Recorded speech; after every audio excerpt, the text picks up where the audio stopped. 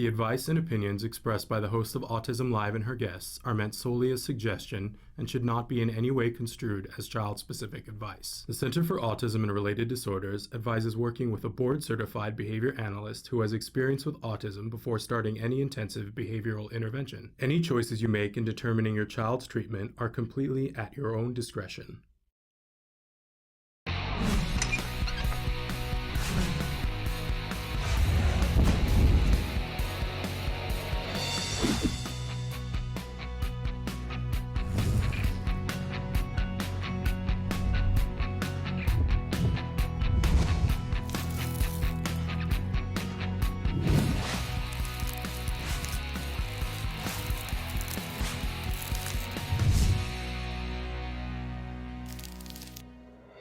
Good morning and welcome to Autism Live. I'm Shannon Penrod and we are webcasting to you live from the Warner Center in Woodland Hills, California. We are in Tower 1 of the Warner Center. This is the new home for the Center for Autism and Related Disorders.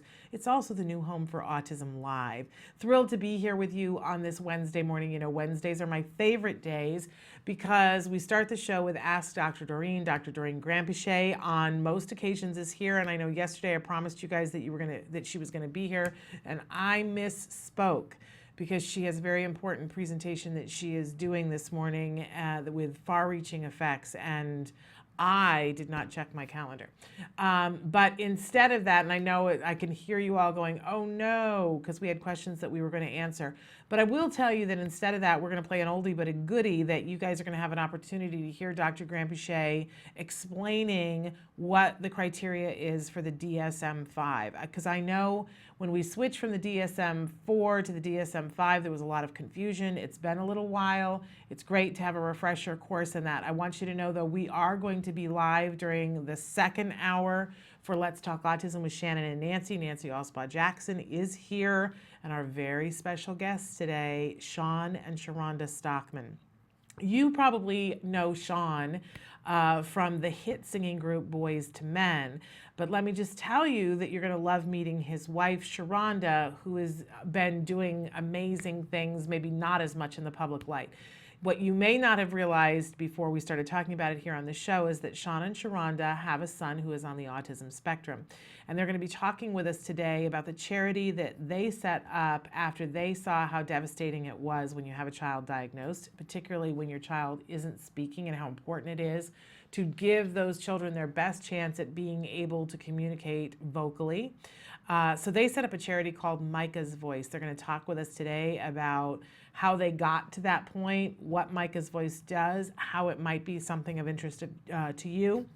And we'll also be talking with them about the fact that they are the recipients of this year's Visionary Award in the field of autism at the Denim and Diamonds and Stars event that's happening on Sunday. So that's going to be in the second hour today. Very excited about that. And again, my apologies that Dr. Granpeesheh won't be with us live. But again, we're live now, and we will be live in the second hour for Let's Talk Autism with Shannon and Nancy.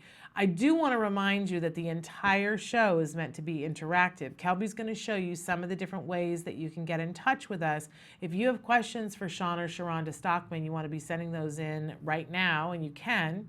While he's showing you the ways that you can get in touch with us, I'm going to remind you that the homepage is autism-live.com.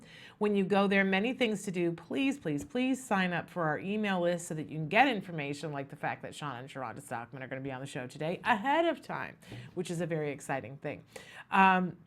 But also on that homepage, you can be watching the live show just by clicking on the triangle that is on the computer screen.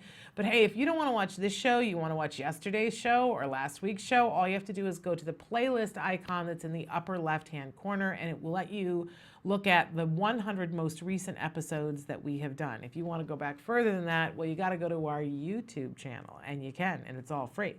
But by the way, on our homepage, if you go to the side of where you can watch the live show, there's a series of white boxes there. We call that the live feature. If you'll put your cursor in the box that says your question, all you have to do is type and hit enter, and then it shows up here on my screen. There is no cost for it. It's totally free. It's totally anonymous.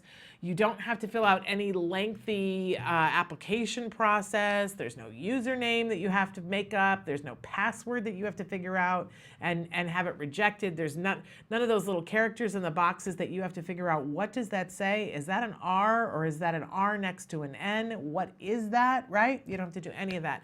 And again, it's totally free, totally anonymous. We do suggest that you give us as much detailed information as possible, including the closest, biggest city, especially if you're asking for resources, so that we can give you an idea of what might be close to you. So that is available to you. For some of you, you have lengthy things that you want to write to us. You have questions that you want to write. I want to remind you that you can always email those to me personally at s, as in Sam, .penrod, PENROD, at autism-live.com. So if you have a longer question, feel free to send those to me. I love hearing from you. Don't ever think, somebody wrote to me the other day and said, I'm so sorry to bother you. Oh, pshaw, there's no such thing. That's what I'm here for. I have a lot to pay forward, right? So in any case, we start out paying it forward today with Dr. Grampiche. Don't forget, Sean and Sharonda Stockman in the next hour. It's going to be really exciting. So, but first, here is Ask Dr. Doreen, Dr. Doreen Grampiche, explaining the criteria for the DSM-5.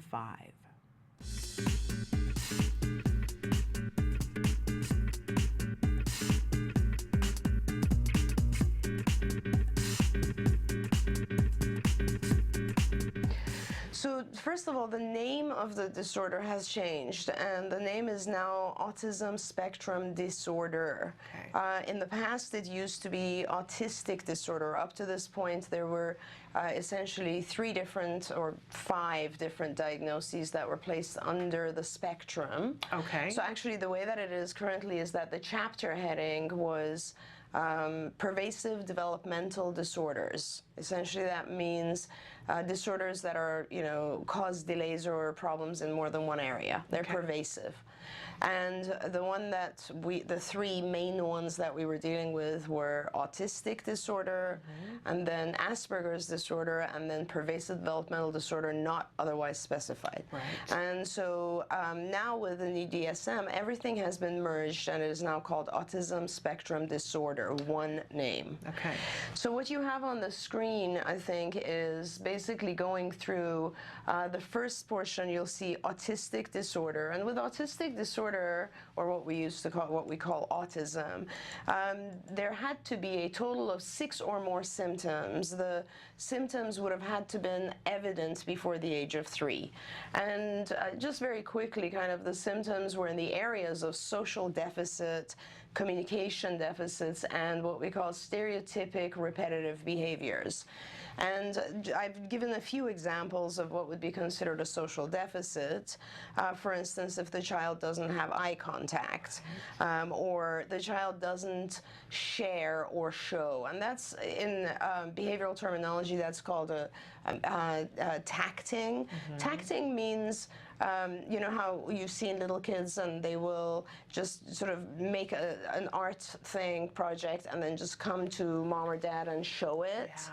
And that is, or like if they're in the car, for instance, and they'll see, a fire engine, and they'll be like, fire engine or truck or whatever, and all they're doing is showing it or sharing minds, essentially. And that's a very important feature or symptom, because it's the very first example, or not really the first, but the very most obvious early example of joint attention. So that means the child who shows you something already has the understanding that your mind and that his mind are separate minds. Yeah. And so you don't know what I'm thinking about, but here it is, I kind of want to show this to you, or there it is, I want you to see that. And that's kind of like join your mind with mine. Look at what I'm looking at. And that is the, I guess, first most obvious sign of joint attention or perspective taking theory of mind. So that's a very important key feature. So if a child is not doing that, that's a red flag. Okay. And then, of course, emotional reciprocity is another key feature of the social deficit. These are children who don't really react if they're hurt, or if they need comfort, or if they see another person hurt, or that sort of thing. Now, in the social deficit area, you do need 2 symptoms. This is the current status. You need to have 2 at least in that area. You could have more, You but could in have order more. to qualify, you have to have at least 2. At least 2, correct. In communication deficits, the areas that we look at are language, obviously, and that's the most common. Most of the kids that I see come in because they have a delay in language. And then pretend play is considered a communication, or up to this point, considered a communication deficit. So the child is not really doing any pretend play. And pretend play has to do with using sort of imaginary objects to perform various things. Like an early sign of that would be picking up a toy telephone, let's say. Right. Yeah. That's symbolic play. So a bit of imagination. Imagination, right, or dressing up, or, you know, all those things are imagination, pretend play. And then, of course, there's, even with kids who have adequate language, or we should say speech, they don't have the ability to converse. Right. Okay, so any of those are examples of communication deficits. We need at least one symptom in that area. Okay. And finally, the last section is stereotypic and repetitive behaviors, which we also refer to as self-stimulatory behaviors, or stereotypy. And these could be a different, million different things. I listed a few, sort of having routines that are difficult to break. Things have to be a certain way. Preoccupation, you've seen a lot of kids like preoccupied with one aspect of something. Intense focus on one thing where you can't really break the child off of that. Or motor behaviors that are repetitive, like hand flapping or body rocking. And these have all been classic, over time, classified under one heading, which is the stereotypic repetitive behaviors. These are behaviors that don't have necessarily a function, or people don't understand why the child is doing this other than some intrinsic reason that we don't know. And so if you have 2 in the social deficit area and 1 in communication, 1 in stereotypic repetitive behaviors, that's just 4. Right. And you need a total of 6. So 2 additional symptoms in one of these 3 areas. And as I said, they all have to have become evident before the age of 3. Right. And if you have 6 symptoms, then you have a diagnosis of autistic disorder. That's the current process. Okay? And so this is part of the reason why 2 children with autism could look so vastly different. Oh my gosh, yes. Because somebody could have 5 from communication and 2 from social and 1 from repetitive, and they qualify for an autism diagnosis, but somebody else could have 2 from the social. That's right. 8 from the repetitive. That's right. And 1 from language, and they still have the same diagnosis. Absolutely. And also, each of the symptoms that a child might have might be slightly deficient or extremely. Right. So in other words, a child might have delays in language, but they're not as severe as another child who has very significant delays. And up to this point, you're not really scoring them on a sort of qualitative measure. It's just, do they have a delay or not? Right. So yeah, that is exactly why there are so many different kids, and they all kind of fit under this thing. And it's actually interesting that you say that, because I think the goal for DSM-4 was to help sort of subdivide the kids, and that's why they had the different diagnoses. They had the autistic disorder, which is the one we went through, and then they had Asperger's and PDD-NOS, which we're going to go through now. Okay, great. So Asperger's, and this is all current stuff, DSM-4, required that you would have 2 in the area of social deficits, again, like autism, and that you would have 1 in the sort of stereotypical repetitive behavior area and none in the communication deficit area.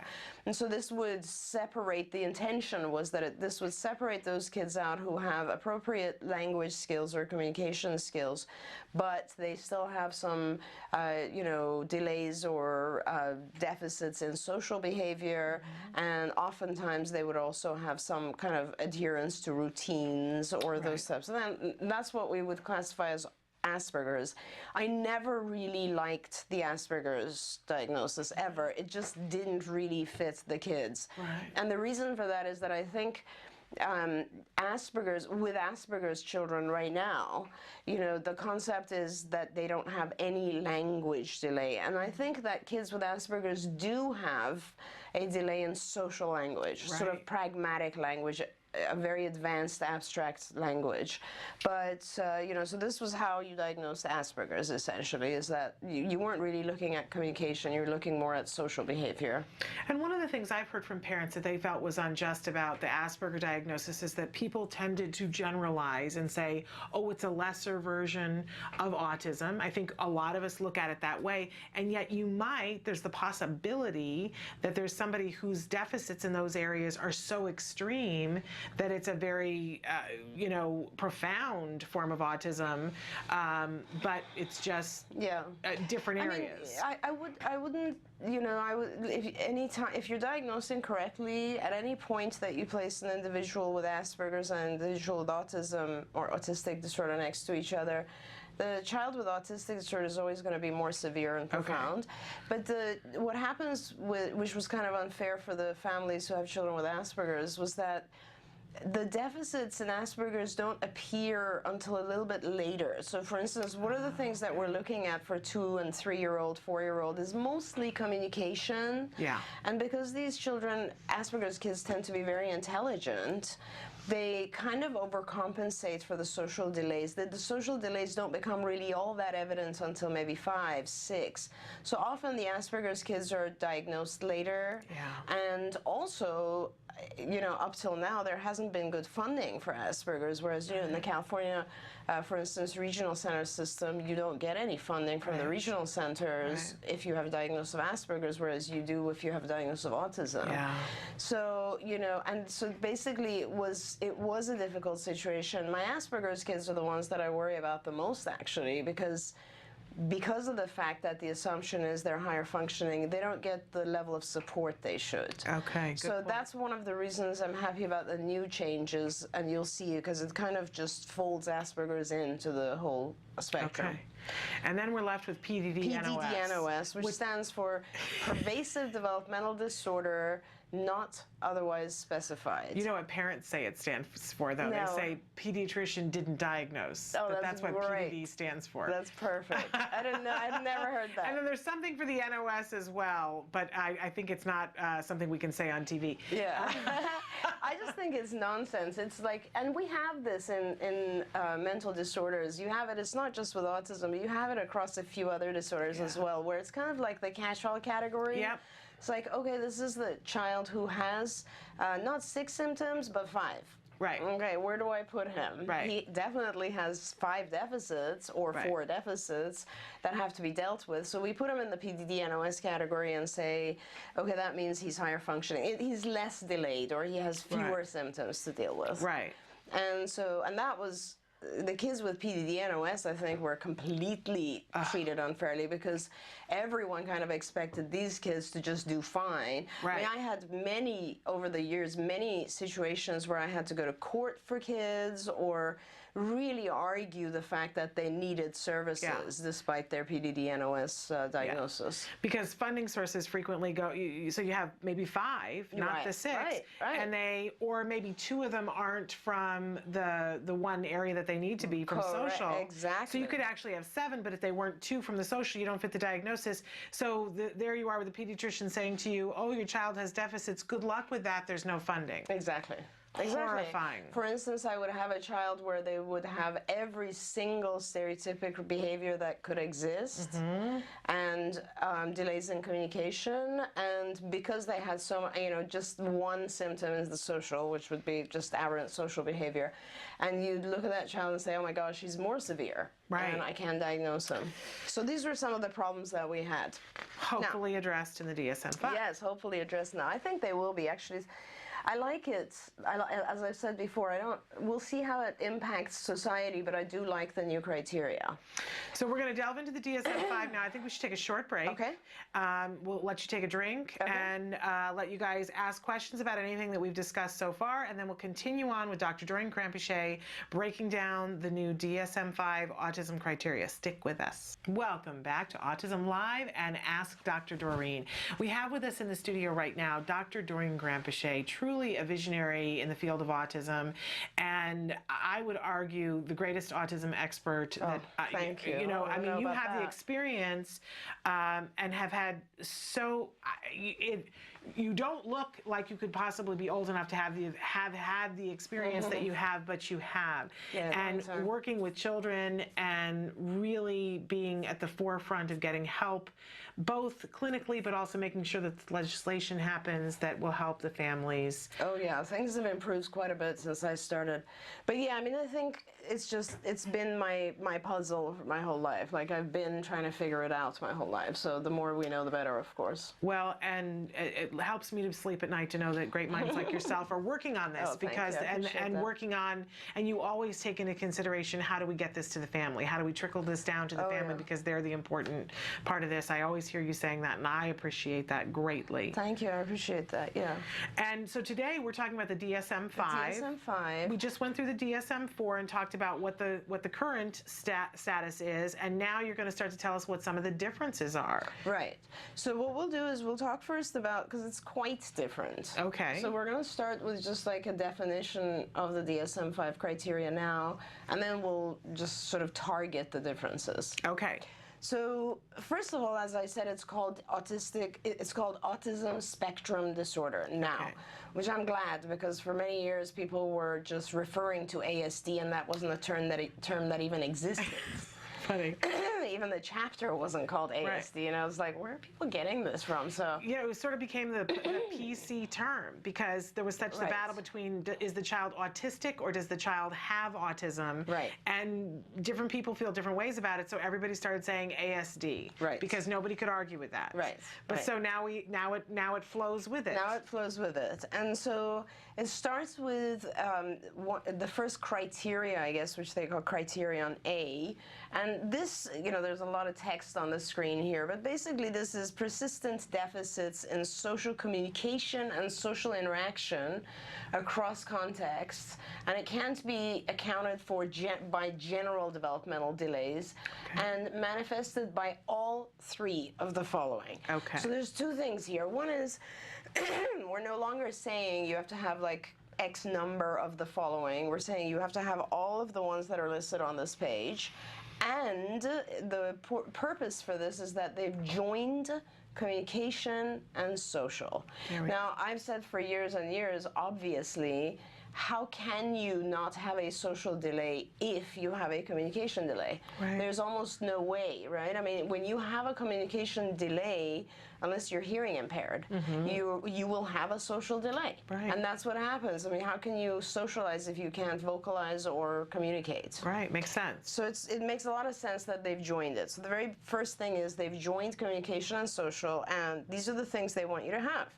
The deficits in social emotional reciprocity, we had that. That was kind of the empathy Right. portion, which ranges from abnormal social approach and failure of normal back and forth conversation. So that's kind of through reduced sharing of interests, emotions, and affect, and response to total lack of initiation of social interactions. So that basically says the whole array, if you have a mild social deficit or if you have a very significant social deficit, that's number one. You got it, that you have that point. But you also have to have deficits in nonverbal communicative behaviors like used for social interaction. Things like poor integration of verbal and nonverbal communication. This is kind of like, standing very, very close to people and talking to them, not giving eye contact, through gesturing.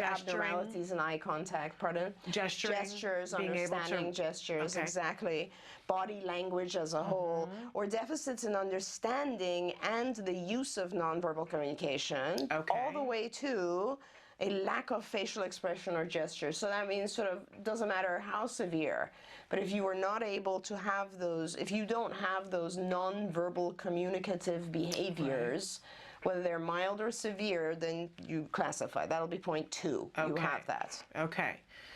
Third area is deficits in developing and maintaining relationships appropriate to developmental level, ranging from all the way from difficulties adjusting behavior to suit the different social contexts, all the way through difficulties in sharing imaginative play, making friends to an apparent absence of interest in people. So this is, again, is a sort of a broad array. So it's kind of like, oh, I have a hard time making friends, or I just have absolute isolation, no contact at all with people. Right. And so for us as people who've been diagnosing, these are not new words. Right. These are all old words. They were part of the diagnosis before, but they weren't merged. Okay. What's happened now is they've merged it, and they've said, so you must have all three of these. Okay, so now let's look at what they are. That Can I means, ask one thing, sure. though? Because what's initially scary to me as a parent is, oh, you have to have all three of these, but within those three, they give you such a broad target, and you just have to have one thing within that broad That's target, right. correct? That's okay. right. Okay, great. And if you really think about it, Shannon, these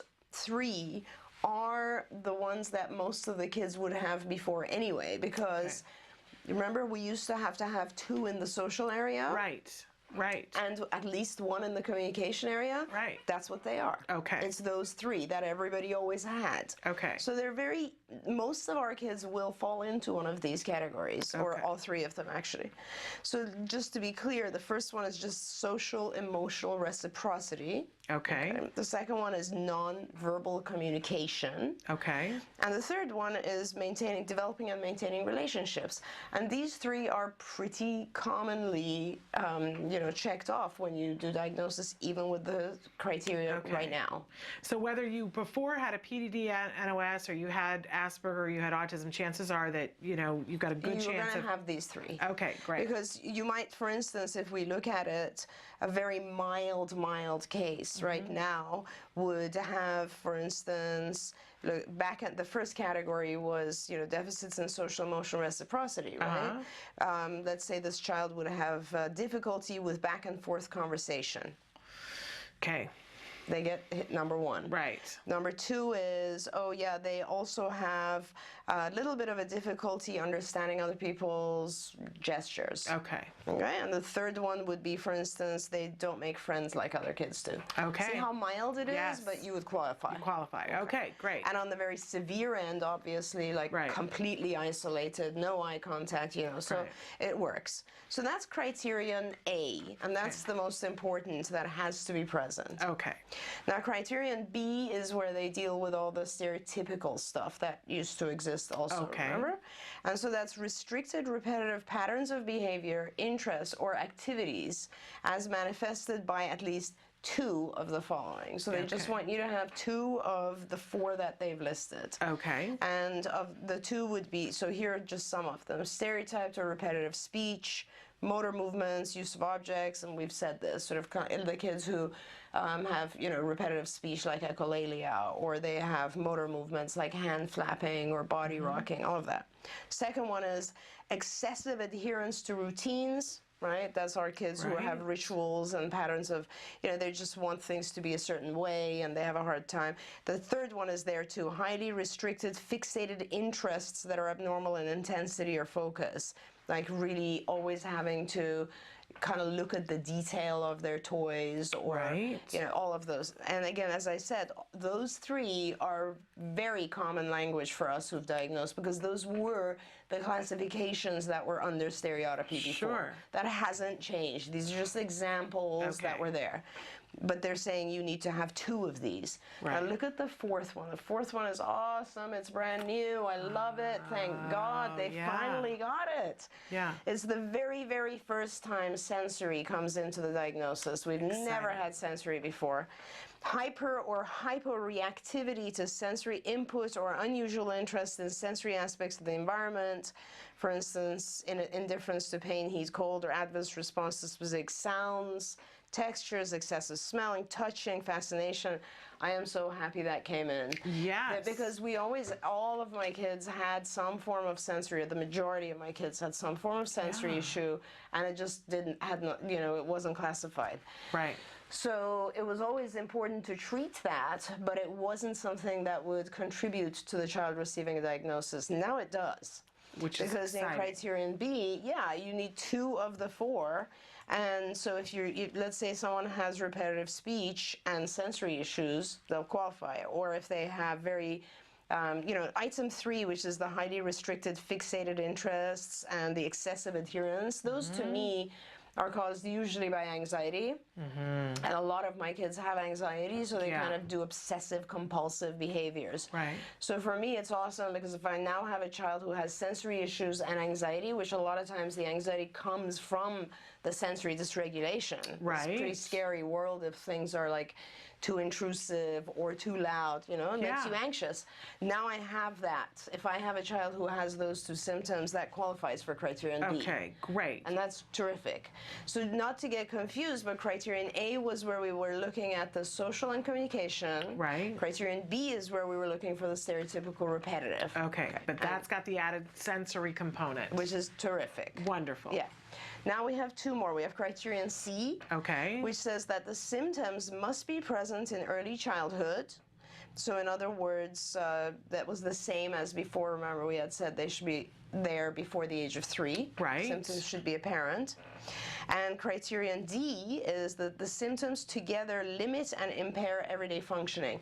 That's not even necessary. I think they put that in there because, I don't know. I mean, it's funny because in the previous years, whenever I train interns and I'm trying to teach them how to diagnose, I've always told people, and I think we've even said it on this show, that nothing is considered a diagnosis or a disorder unless it impairs day-to-day functioning. I always give the example of, somebody could go home and drink a bottle of scotch every night, and as long as their family is happy, they're functional, they go to work, they can balance their checkbook, everything's fine, they don't have a disorder. Right. So the disorder only comes in when it has to do with limiting the individual's everyday functioning. Right. And so, in school, when it comes to kids, or within the family structure, and when it comes to adults, it has to do with work.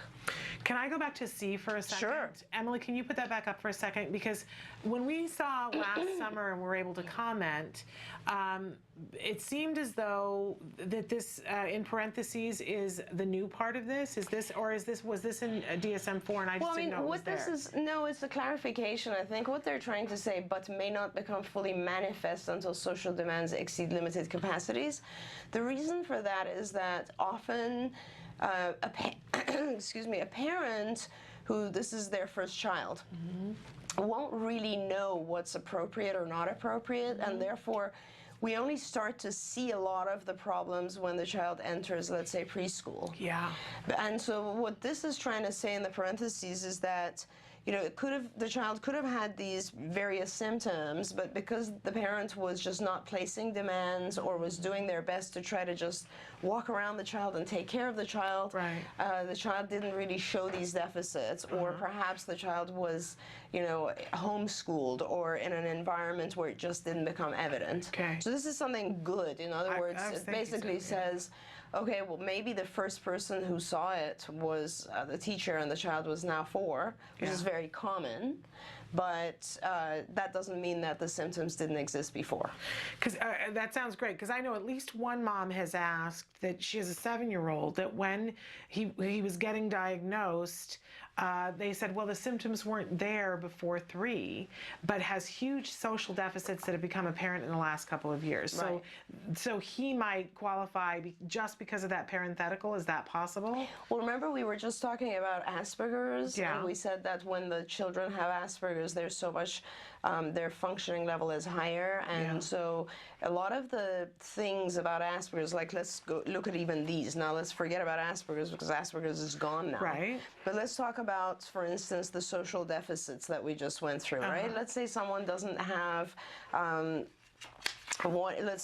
has, for instance, difficulty with nonverbal communicative behaviors, or deficits in maintaining relationships. Right. Okay, developing and maintaining relationships. That's a great one. That's number 3 under criterion A. That's something that doesn't even develop normally until after 3. Right. So when you are 3, or even after 5. So when you're a 3-year-old, you don't have sustained relationships with peers. Every day someone else is your best friend. right? We all know Right, that. And right. it has to do with if they brought you candy or gave you their pencil. Right, Okay. right. That's very normal.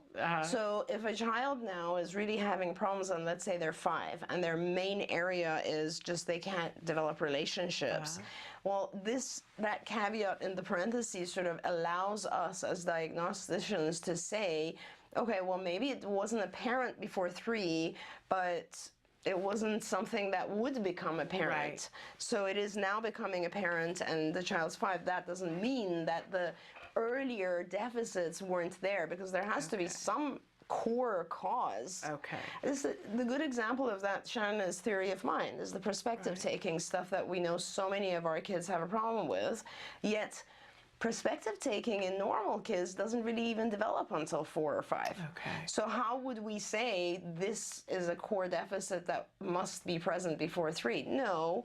An earlier version of it would have had to been present, but it just became apparent after 3. Okay, great. Yeah, that's what that means. Okay. So now we have criterion A, B, C, and D. Okay, and if you remember, all of A, 2 of the symptoms of B, which is the restricted repetitive behaviors, the symptoms have to be there in early childhood, even if you can't see them right away, and they impair the child's everyday functioning. Okay. Great. That's it.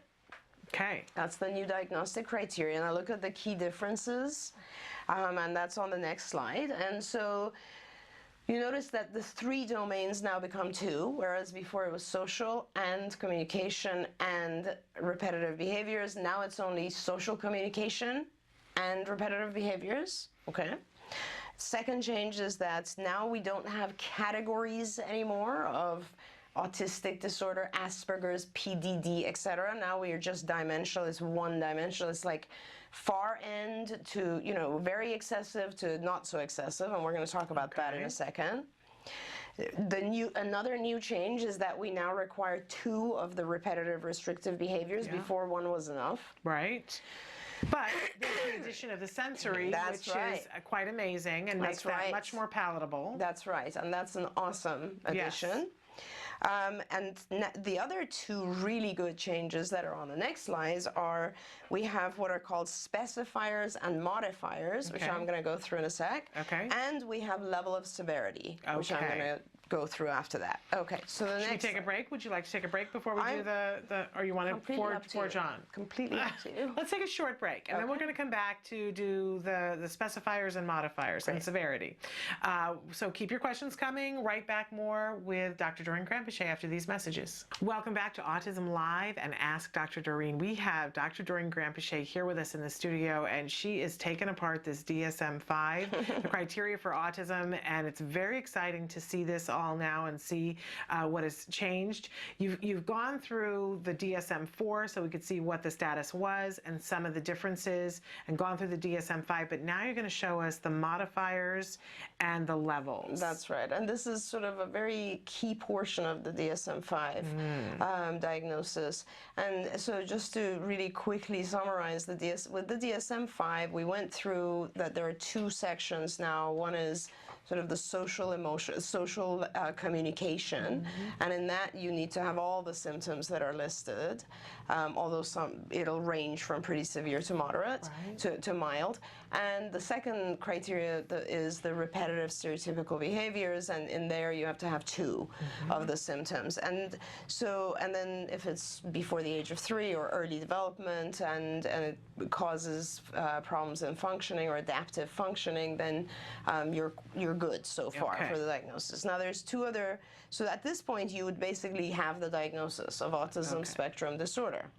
What's more important is this is how they're helping us differentiate the kids who are so different from each other. Okay. Because you realize we're just kind of, that's why I don't think this is a bad thing, Shannon, because I think what they've done is they've kind of taken away those just random names or labels, put them all in one basket and said, okay, you can be extremely mild or extremely severe as long as you have these things. Now we're going to talk about how to give a better picture of each child. Okay. So with the new criteria, if the child meets the diagnosis of ASD, he's going to receive the diagnosis, and this is brilliant. This is the first time ever anybody's even asking etiology. What's causing it? If we know that this is symptoms of autism due to, let's say, a genetic disorder like Rett syndrome or Fragile X, you're going to put it in here now. Okay. You're going to say ASD with Rett syndrome, ASD with Fragile X. Okay. Now, what's really awesome about this, and it's funny because when you look at the diagnostic, the manual 5 and how the examples they gave, which is Rett syndrome and Fragile X, right? First of all, Rett syndrome, oh my gosh. Rett syndrome used to be one of the ASD, one of the pervasive developmental disorders before, and it is unbelievably rare. I actually don't know the exact prevalence of Rett syndrome, but in my lifetime, and I've been seeing kids for 30 years, more than 30 years, I've maybe diagnosed 3 kids. Wow. With Rett syndrome, and it's a much more progressive and debilitating genetic disorder. So it's kind of now, but it does at some early stage, it can resemble autism symptoms. Okay. And Fragile X, of course, is a pure genetic disorder, and again, at some point early on will resemble the symptoms of autism. And those are the only 2 that they've listed as possible examples, but this is very exciting for me because there's, oh my gosh, so many other genetic disorders that resemble autism, and this is so important, like Angelman syndrome and so on. And I love the fact that we can easily put those children in, because up till now what would happen is if you were diagnosed with a genetic disorder, you were pulled out of autism and all your funding was shut off. Oh, how which horrifying. Is horrible. Right, exactly, and because it's garbage. Kids who have, let's say, Angelman's or any of these other milder genetic syndromes will benefit tremendously from behavioral intervention, and it wasn't fair that they would be pulled out because someone has discovered their genetic issues. What a disservice. Yeah. So this is very good, and so you can put that in there now. This is very important.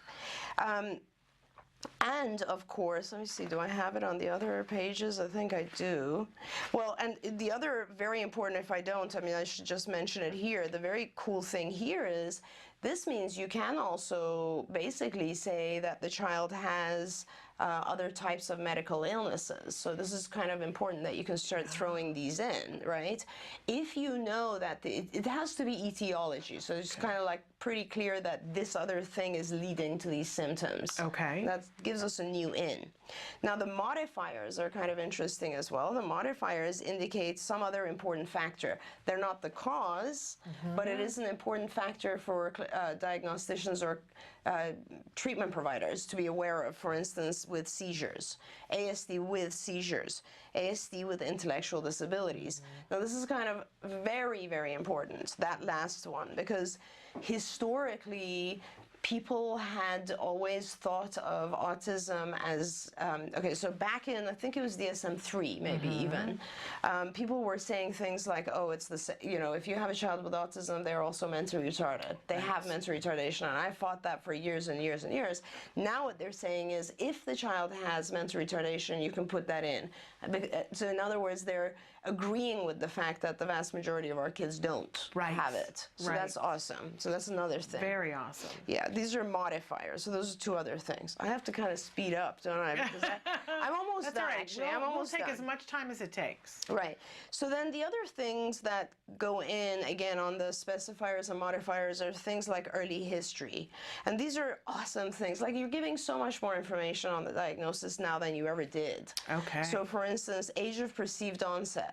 Yeah. Before, you either had autistic disorder or you had what was called childhood disintegrative disorder, which was for kids who regressed. None of us ever used childhood disintegrative disorder. It was just such a silly, contrast. This allows us to actually talk about the pattern of onset within the diagnosis. So, was there a loss of skills? When did it happen?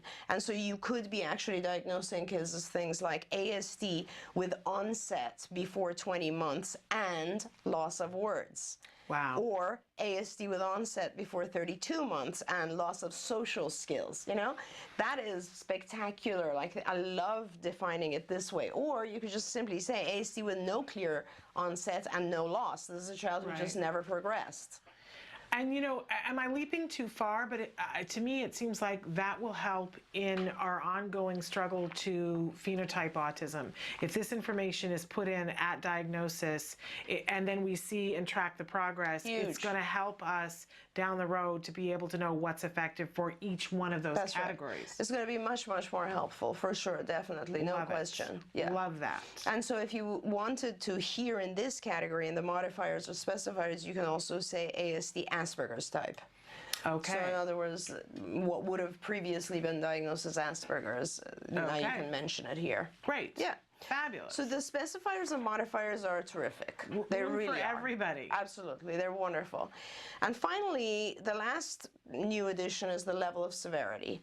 Now, the level of severity essentially gives you 3 levels, and that's level 1, level 2, and level 3. Level 1 means the child requires support. Level 2 means the child requires, or the adult requires substantial support, and level 3 means requires very substantial support. And we've given a few examples within social communication, if someone, and restricted behaviors. So, if you need some support, that means in the area of social communication, without support, there would be some significant deficits in social communication. That's the mildest. But look at level 3, if you require very substantial support, that means really if you look at this individual's social communication, it's pretty much non-existent, very minimal social communication. Or if you look at the restricted behaviors, a mild version might be significant interference in at least one context. In other words, this person is self-stimulating, but only in school.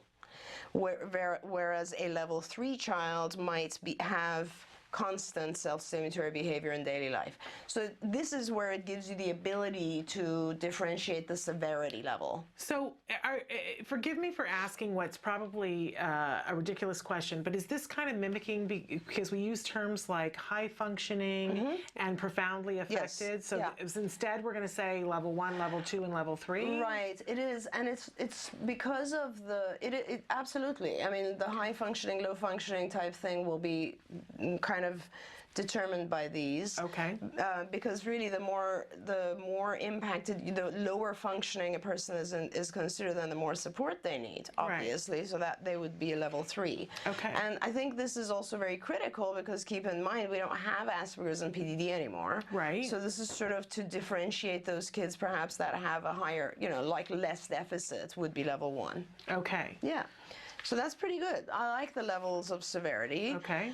Now, and that's the diagnostic criteria. Now, one thing I wanted to mention, which will also impact some people's lives, which I think is important, is that a new diagnosis that came in now into, or is coming into the DSM, is called social communication disorder. Okay. That's the next slide. I just put this in because this is a brand new thing I haven't seen before. And social communication disorder will be, it's a rule-out diagnosis for kids. If I want to diagnose a child with ASD now, I just need to make sure that it isn't social communication disorder. And this means this is the individual who has some impairment in pragmatic use of language, so abstract social language. And they have a difficulty in the social use of verbal and nonverbal communication. So in other words, they have a hard time with relationships. And it can't be explained by low IQ or word structure or grammar problems. And the symptoms. So this is that scary new diagnosis where some kids may fall into this who used to be Asperger's. Right. And they might fall into this now. And if they do fall into this is not a funded disorder. Right? It's not part of the ASD. Okay, so this is the scary part. This is the one that we have to be cautious about. For me, it's a very clear difference if a child has social communication problems versus a child who has ASD. And that's just very clear for me. First of all, I don't think that you can look at these social communication stuff when you're looking at really young kids. Right. Because a lot of the social communication stuff comes up later in life. Okay. So, but this is the one that scares me because, and it really has nothing to do with the ASD diagnosis. It's this new one, which I fear a little bit because, it says, academic achievement, when those types of things start hitting our kids and a diagnosis comes in that says this is what your kid has, it's not going to lead directly to behavioral interventions. That's a problem. Okay, that is a problem. So really the main clinical implications, I guess, things that we need to think about and see how they roll out are now, you know, oh, and this is, by the way, something else that's kind of new, which is very important. And I said this, I criticized so many other people diagnosing, because often you would see a diagnosis of autism on the first, and then you would also see a diagnosis of ADHD. A lot of parents would tell me, my child was diagnosed with autism and attention deficit, and I'd say, well, the diagnostician messed up, you're not allowed to do that. Okay. It was not allowed. You could not diagnose ADHD with autism because autism was considered much more pervasive and severe. And it would be kind of like diagnosing someone with like pneumonia and bronchitis. Okay. You know, it wouldn't work. Now you're allowed to. Now they're seeing them as two separate things, and they're saying, okay, you can say ADHD and ASD. Okay. So this is a big, big, big new thing. Okay. And of course now you realize all those gold standard assessments, the ADOS, all that is gone now. They have to redo everything. Wow. Yeah, so they're working on redoing all those new assessments. And I think the main implication, or the biggest thing that we'll have to see how it rolls out, is just really how it will help or hinder services and funding. The funding. Yeah. Which Those is are the always, things. Unfortunately, because it shouldn't be. Absolutely. And we just have to be very careful. Yes. Yeah, we have to be careful. And, you know, there's, even to this day, I don't think there are too many people that really understand autism very well, and so it's very important that people who are diagnosing really understand how to do this correctly. And is there any sort of training that they will not existing? Well, I mean, you could most likely in a year or so there will be some continuing education courses on diagnostics, but they won't be just autism. You know, you'll go to a 2-hour class and it'll review every change that's in the DSM-5. So I guess one of my huge takeaways with this, and something we say a lot here, when you're going to do an assessment, make sure that it's the top quality assessment. If you're going to invest the time and the money, make sure it's top quality assessment. And I always like to advise that whoever is doing the assessment is not tied to who holds the purse strings. That's very, very true. That's right. And sometimes we would have here in California, the regional centers would do their own assessments, and then it would go one way or another. Yeah, there's a conflict of interest there. Yeah. I guess I would suggest to parents, you know, if you have if I'm not going to go back and re-diagnose my kids. Like this is something important. Like right now, if you have a child with autism or Asperger's or whatever it is, unless there's some benefit to your child in terms of funding, I would just leave it alone. None of us grandfathered in, right? Yeah. Well, what's going to happen is, I assume with the insurance companies, they're going to change your diagnosis to ASD. Then the next round where you are up for funding again, we're going to have to provide new diagnoses. Okay. But it's not like you're going to go, none of us are going to go, I have 2,000 kids, I'm not going to go back and re-diagnose everyone, but I will when their insurance stuff comes up or their funding, if the funding questions, that'll be a few years. Okay. If you now get a child, so I would just leave it alone and not get too disturbed about it, because really this is just for your services and funding.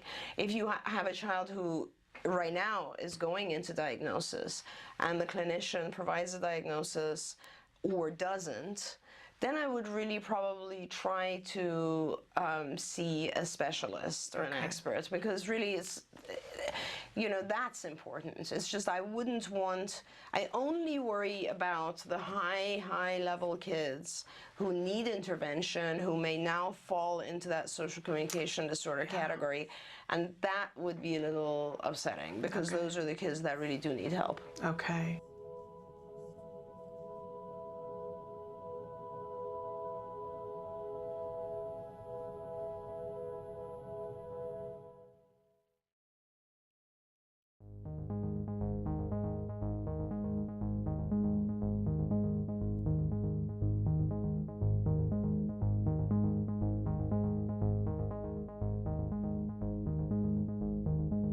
Mid-swing on this wonderful day, this wonderful walk with Mr. Matt Asner.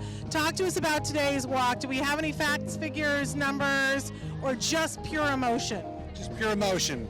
I'm about to get the numbers. We'll see what it is. Okay. I think it's probably close to 1.6, probably. That's my feeling.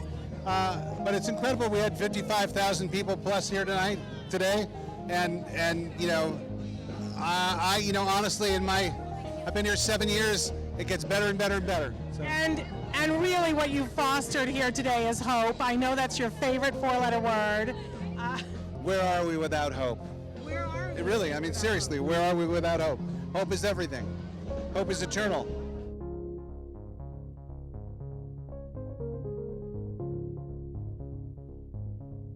This is a pretty big event. Every year I love it. What does this event mean to you? Well, I just think it's great that you see so many people coming out to support, autism.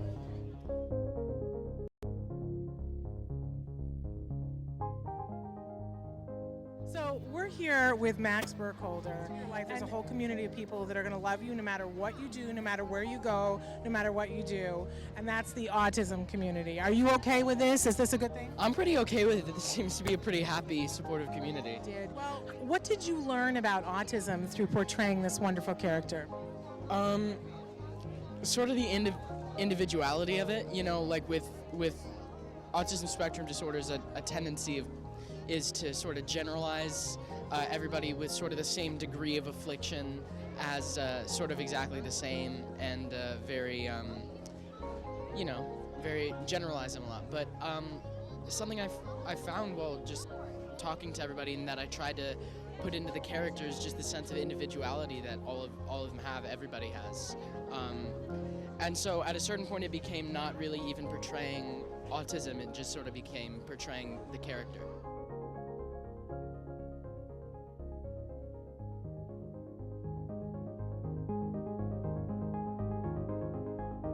I want to say thank you on behalf of everybody for what you do. That's very sweet.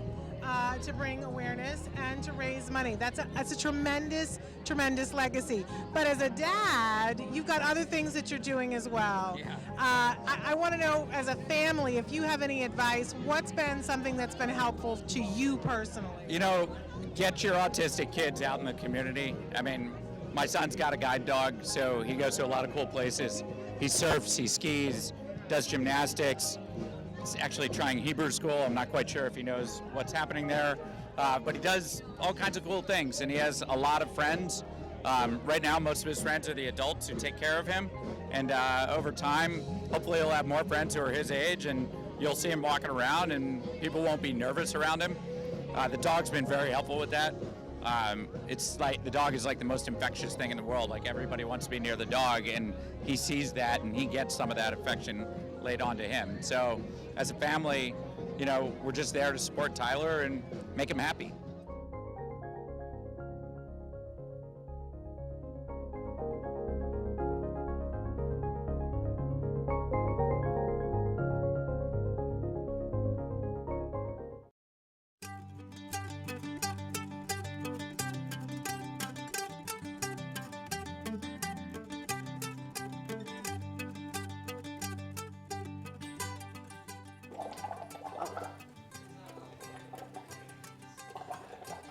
My name is Jack Riley.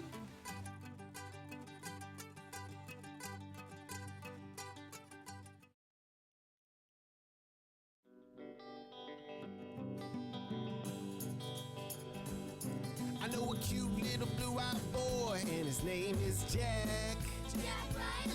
He got a big, warm, blue-eyed soul that makes your heart beat fast. Exciting. I say Jack, Jack, Jack is my buddy. Jack is my buddy. Everybody around is so down with Jack. So Jack Riley, how old are you? 6. Are you in first grade? No, it's going to be first grade though. So what are you in now? I'm going 0th grade. You're what do you call 0th grade? Kindergarten. The A word. I think that word was far worse than we ever expected. Yeah, I remember I kicked the garbage can when we were outside. My foot hurt. I remember that. And, that wasn't a very good day.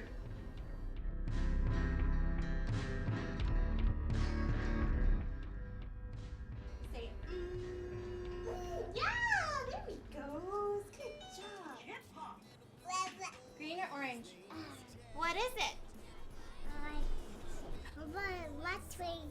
What's your dad's name?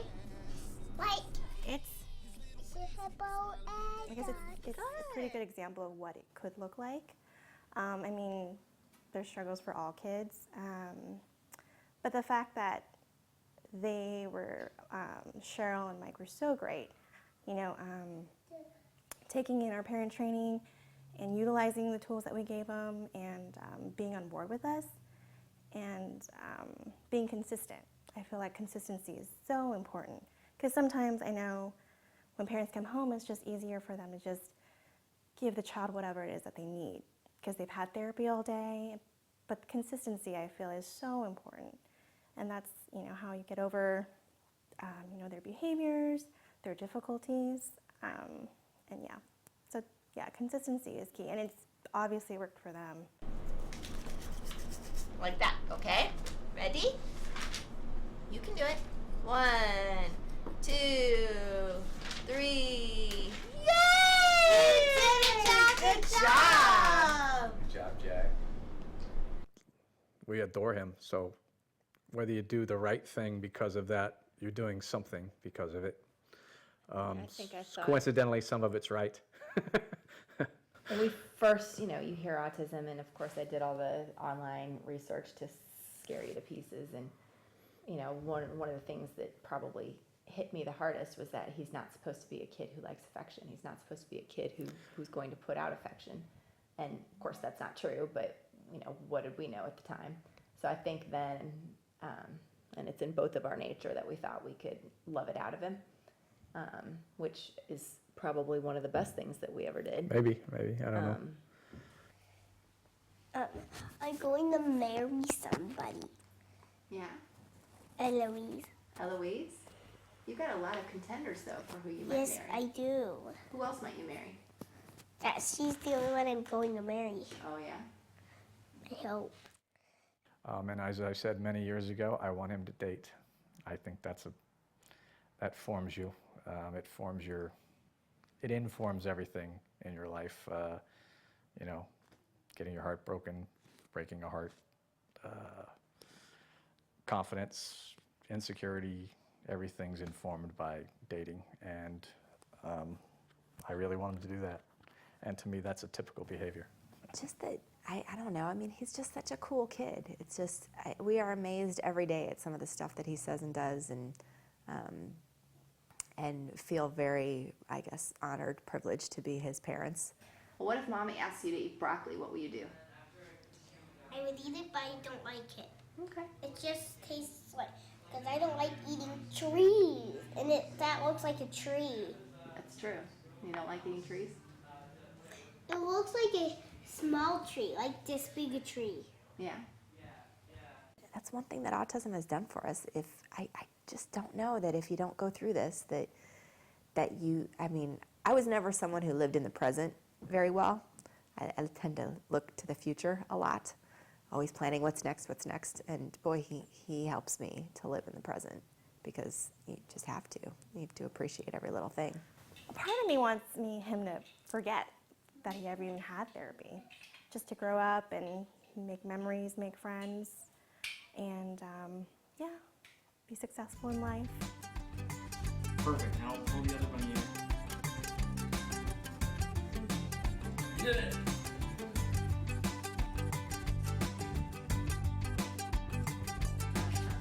Designed to escape.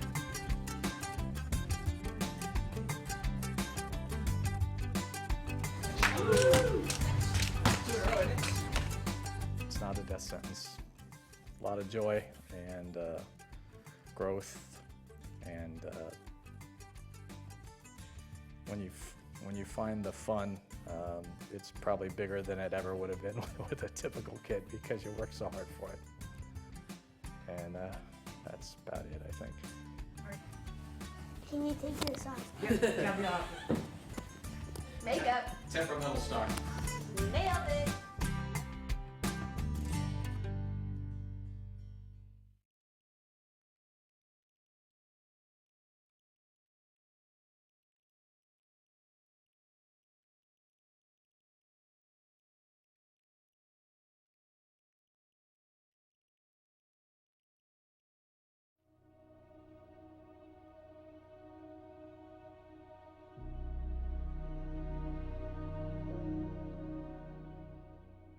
Hello, fellow activists. In our last segment, we talked about step number 2, educate yourself. Step number 3 is get support. Now, any journey can feel overwhelming if you feel like you're walking it alone. Well, you're far from alone, because with 1 in 50 kids diagnosed with autism today, there are a lot of us out there. Of course, there's always the issue of financial support. Now, there's a handful of organizations out there that offer financial support to families in need.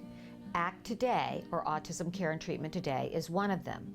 Visit our website at www.act-today.org to find out more about our grant process. I want to talk about a different kind of support today, emotional support. Now, you can get that from other travelers on this path. Some of the best advice I've ever received is from the moms of other kids with autism who went to school with Wyatt or were involved with programs with him. Then there are the pioneers. These are the families that have gone through this years ago, and there was very little information out there. All of these people seem to have the desire to pay it forward. Now, one of them, Lisa Ackerman, who is one of my mentors, started an organization called TACA, Talk About Curing Autism. She actually took the concept of mentors and support groups and made it available to everybody. You can go to their website, talkaboutcuringautism.org, to find out more. During the first and most difficult year after Wyatt's diagnosis, I wrote an email to close family and friends, letting them know what was going on and the challenges our family was facing, and why we dropped out of sight. I was amazed at the outpouring of love and affection and all the help I received from that email. First, you have to be vulnerable. You can't be afraid to ask. Try this out. Could you cook me a meal? Are you going to the market? Can you pick me up a few things? Could your kids play with my kid and make them feel included? Or can you come over and clean my house? Well, maybe not that last one, except with your best friend. And maybe the best support of all is having someone that listens, and that doesn't cost a dime. So until next time, surround yourself with the loving kindness of others and keep the faith. Good morning and welcome to Let's Talk Autism with Shannon and Nancy. I'm Nancy Alspaugh-Jackson. And I'm Shannon Penrod, and thrilled to be here with you, my friends. Thrilled to be here with you. Yes, it's a very exciting week. It is. We have a big event on Sunday. A big event on Sunday night, Denim, Diamonds, and Stars for Autism. Yes. And we have one of our honorees with us this hour that we are thrilled to have here. So excited. Yes. Sean Stockman. Sean Stockman from Boys to Men, and more importantly, the founder with his wife, Sharonda, of Micah's Voice, which is a nonprofit dedicated to getting care and treatment to children with autism. So we're very excited to have him here. Sean, proud Sean, papa. Yes, a really proud papa. yeah. And we don't get enough opportunity on this show to talk to the dads. Right. But whenever we do get an opportunity to, it's a really special occasion. Mm-hmm. And none more special than having an opportunity to talk to Sean Right. about his journey, about their journey. Mm-hmm. And he and his wife are receiving an award on They're Sunday receiving night. the Visionary Award for what they are doing with their work. And you know, for someone of Sean's fame and stature to come forward, Yeah. and not only to come forward and say, we have a child on the spectrum. They have 3 children, and Micah is one of the twins. Yes. And they very early on came forward, I think on CNN, and announced that they, in an interview, that their son was on the spectrum. And like so many people that do become activists and advocates, they quickly said, if it's this hard for us, what's it like for others? And that is why they formed Micah's Voice.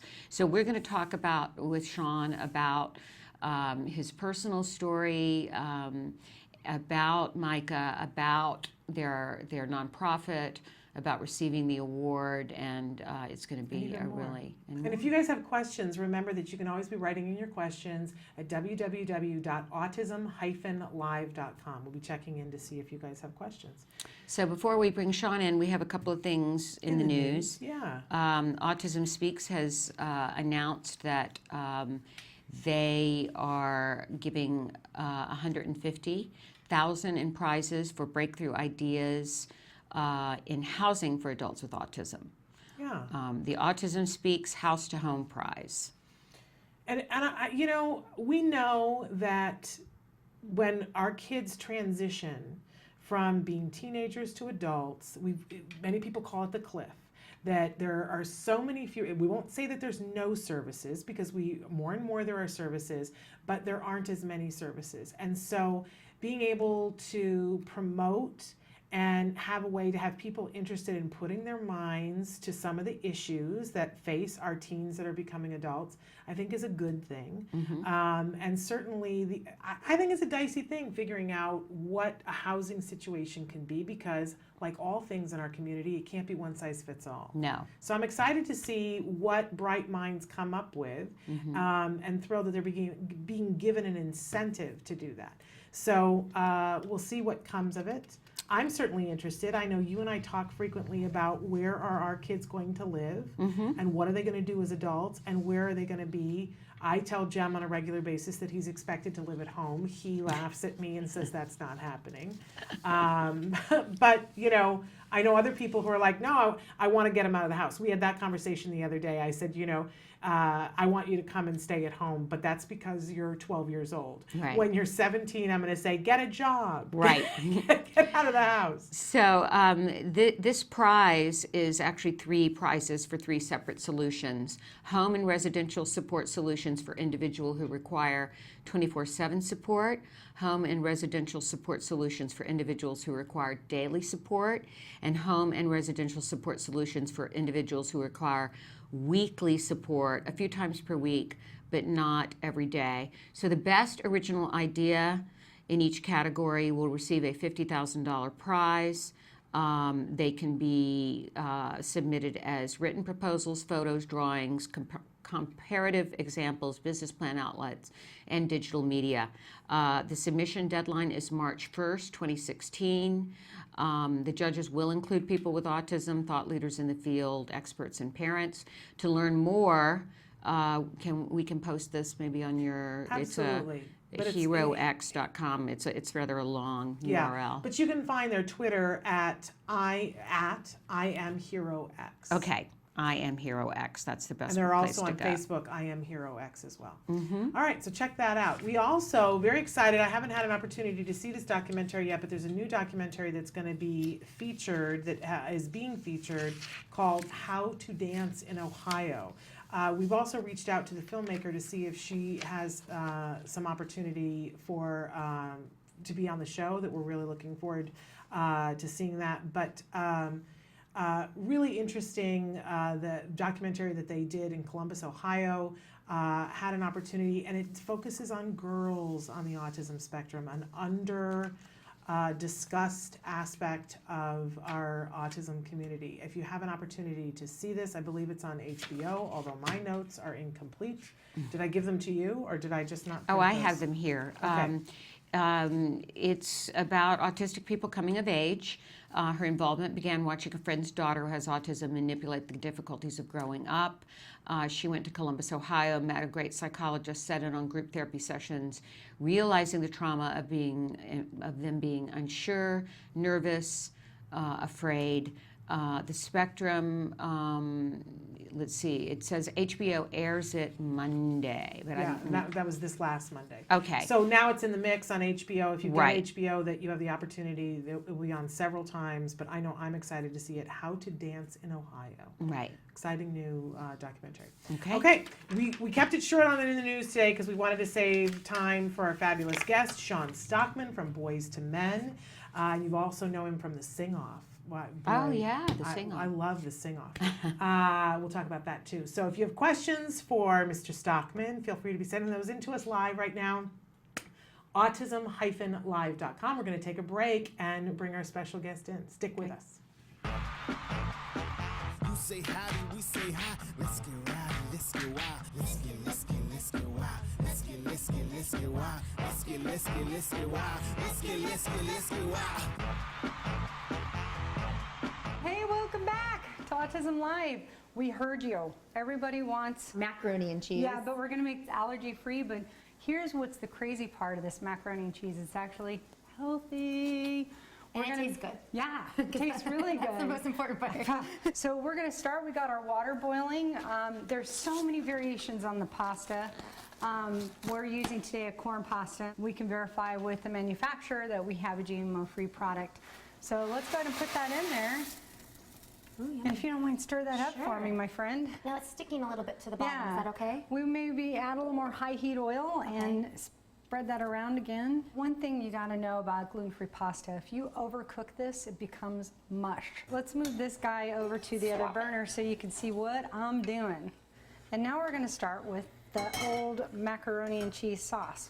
What's great is there's a lot of choices for, you know, different soups. And the way that I look at soups, and again, please follow the recipe on your screen right now. I don't like to measure very often, but what I like to use is a creamy butternut squash soup. So this soup is great because it adds a lot of flavor to the dish, but also gives people another serving of vegetables. With kids, we don't want to over season. Maybe with the adults, we can season some for the kids first, pull it out, serve them, and then add a little more, you know, garlic powder or onion powder or other types of things into your dish. So the next most important thing on this recipe is we're going to add in a thickener and the faux cheese. Now some people like their sauce really thick, so you just add in more cornstarch or more arrowroot, so that's not a big deal.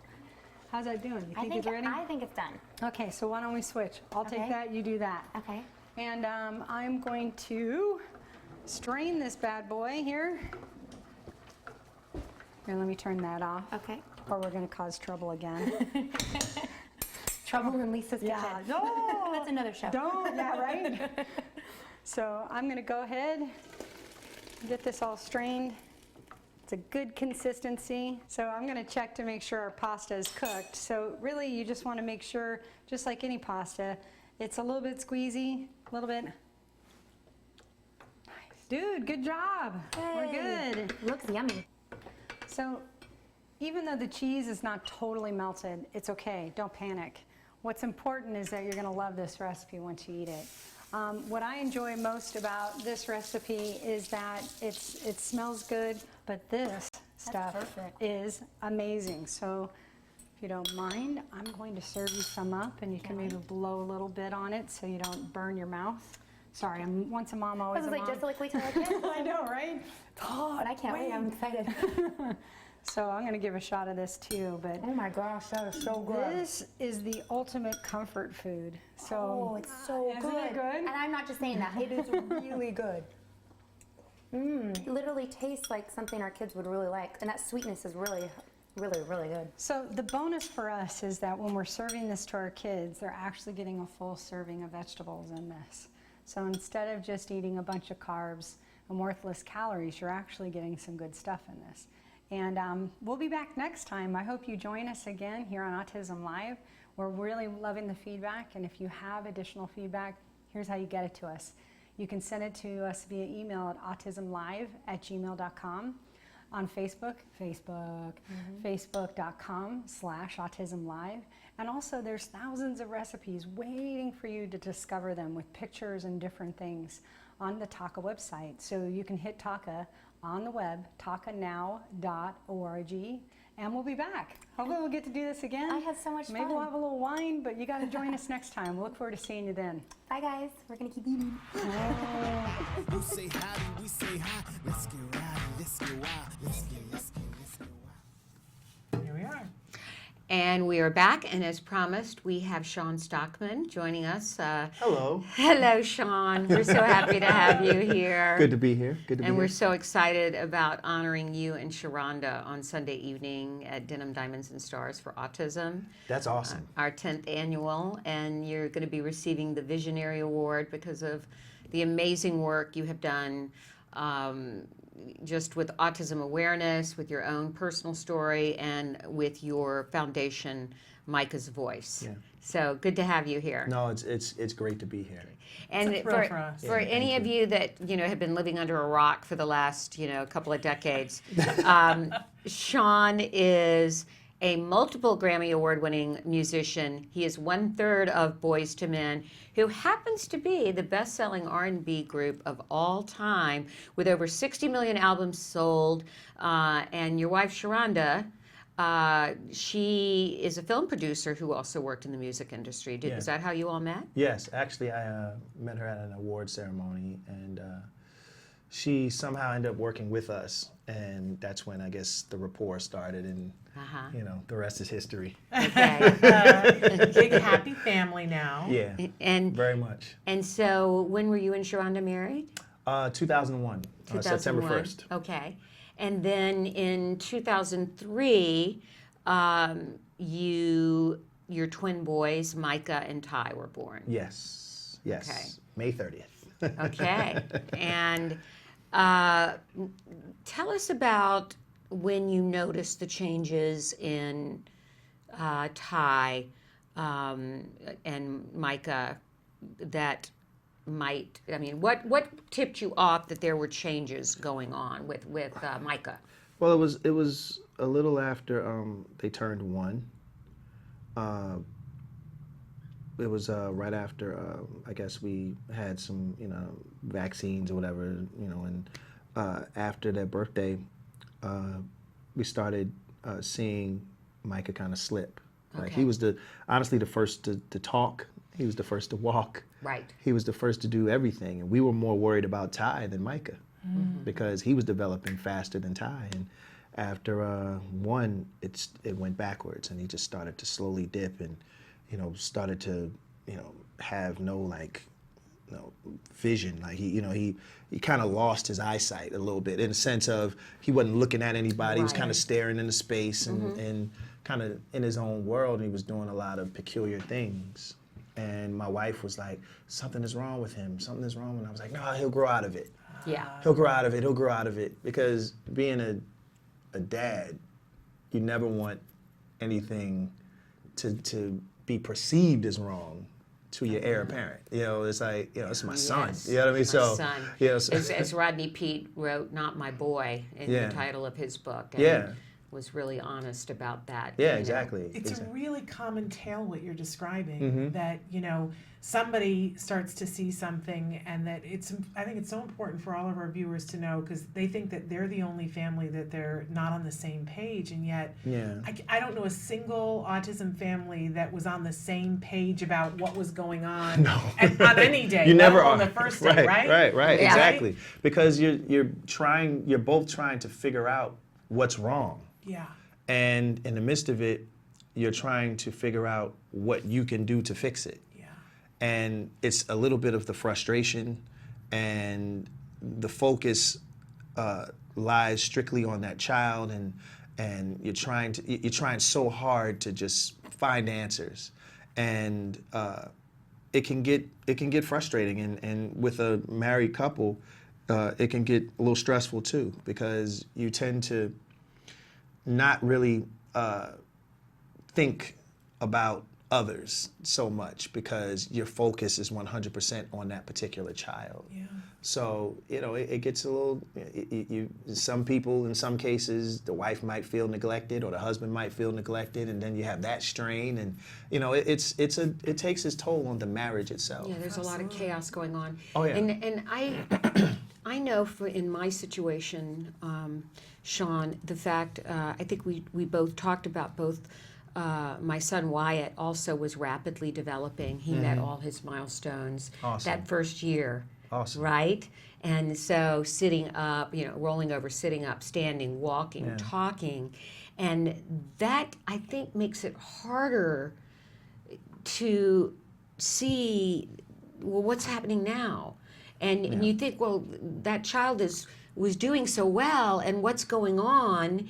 And it almost makes it, if we knew from the get-go, of course, if our child didn't sit and walk and talk from the get-go, we would probably be at the specialist office right away. But then there's that tendency to wait and see, they're a boy. Did you get any of that? Absolutely. I mean, the biggest plight with autism is the fact that it has no set identity. Meaning, like for example, cancer has set characteristics. Yeah. You know it when you see it. That's what it is. Yeah.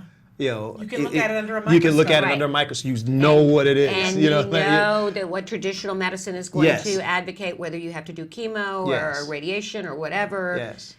The spectrum of autism, which is why it's a spectrum, is a mystery. And it's always different, and it changes with the child. Like what things that developmental issues he might have had yesterday, he might not have anymore, and then it might revert in some cases too. So it's always something different and something new as far as certain things that's positive and certain things that's not so positive. For example, my son, who didn't have any language, didn't speak, rarely spoke. He had anything like language that. though at one point. He had language at one point. And he lost it. It dissipated, Okay. and then through therapy and just working with him every day, finding the right people to work with him, and finding those guys, he developed a means to talk, at least Yes. communicate. Yes. With us and with others about what he wants and things of that nature. Still not a full-blown conversation, Right. but at least he's talking to us. He knows who we are and stuff like that. But he's developed this new habit now of it's kind of like an OCD thing where it's like some of the drawers are open in my house, he has to close them. Right. If there's a door open, he has to close it. Yeah. If my shades are like on the table, he has to pick them up and put them on my face. Like, Yeah. it's like- It's funny how these new things develop. yeah, And that's every new. day. Like he's never cared about Right. whatever was on the table, but now he's put those on. All right, here's your watch. Put your watch on. You know that type of thing. Yeah, So Micah and Wyatt sound like they're the same kid in so many ways, but like we said, there's so many differences. Let's go back a little bit though and say you noticed that he started to slip away in his second year. You know, Yeah. he had turned 1. He started to regress. Yeah. At that point, what did you do? And did you said you did have some wait and see, and let's see what's going on. How did you finally get the news, and who finally gave it to you? And I want to know, how did Sharonda get you off of the river in Egypt denial? well, right. Well, we first went to our our child doctor, and she basically said, "Oh, there's nothing wrong with him." And this is when I guess you could say autism was still fairly new. Sure. So a lot of these doctors didn't know Right. what it was, what the diagnosis. This is in the and early, things, like what the signs 2004, were. Yeah. 2009. This is exactly my time too. Exactly. Our Yeah. time. This is all our time. Yeah. So and my wife was like, whatever. So we went to a specialist, and She was at persistent. 10 minutes, she was like, yeah, Micah has autism. Thank God you went and to a specialist. and you know what? That's when I got off that river. Okay. Right. And it was like, okay. Hearing it from the specialist did it for you. So again, it was tough because obviously my wife broke down. She was a wreck.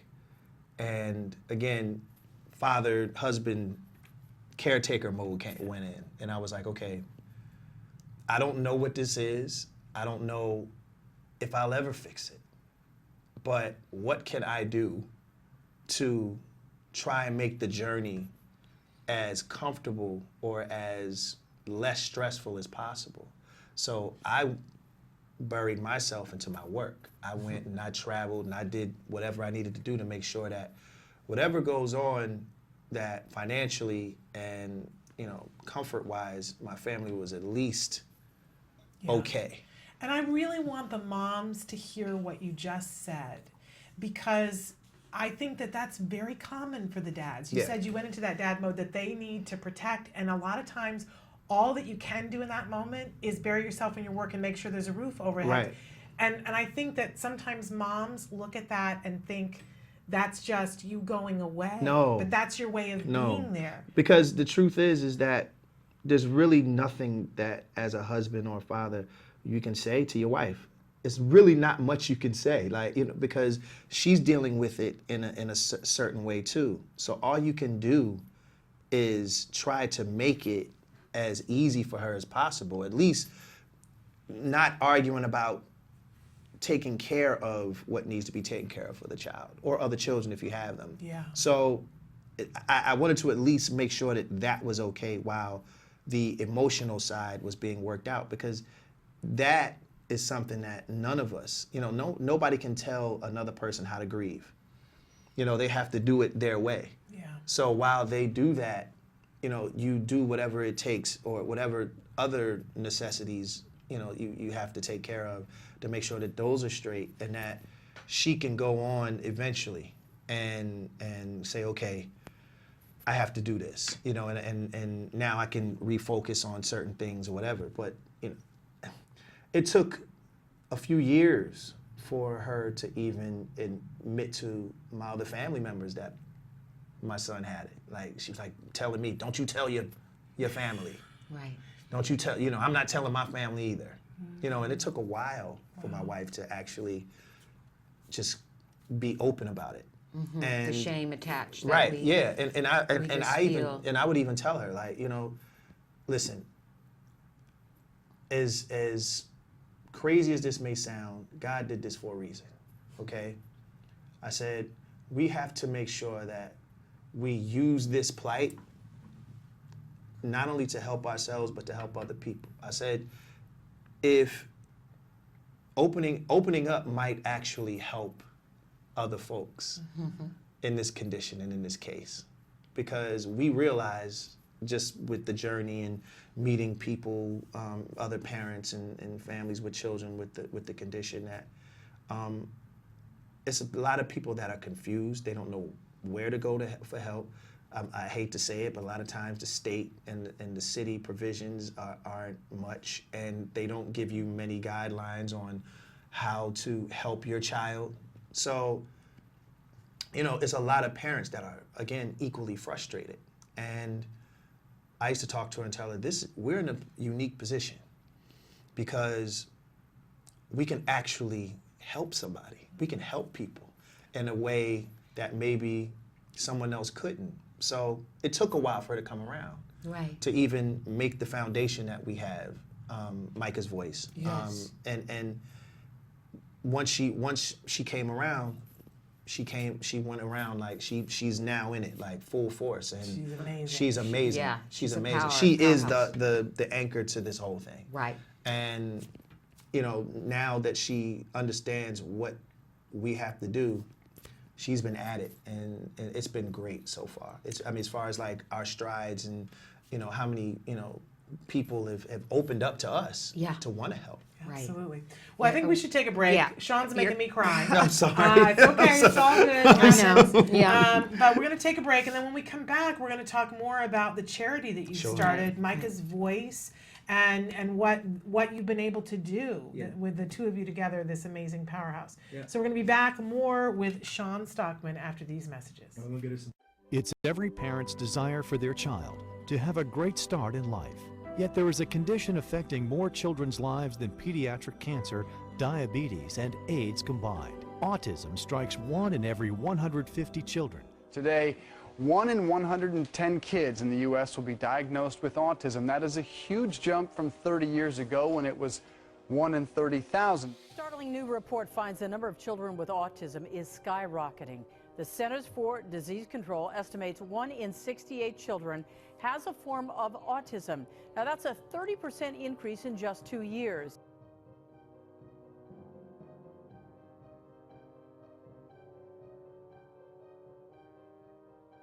Well, a lot of this is with all the accomplishments over the last 20 years. I'm thrilled.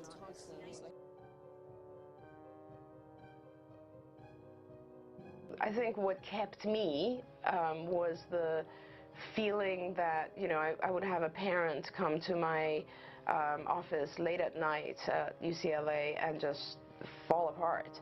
And this is a long time ago, and there were much less back then in terms of services and knowledge and so on.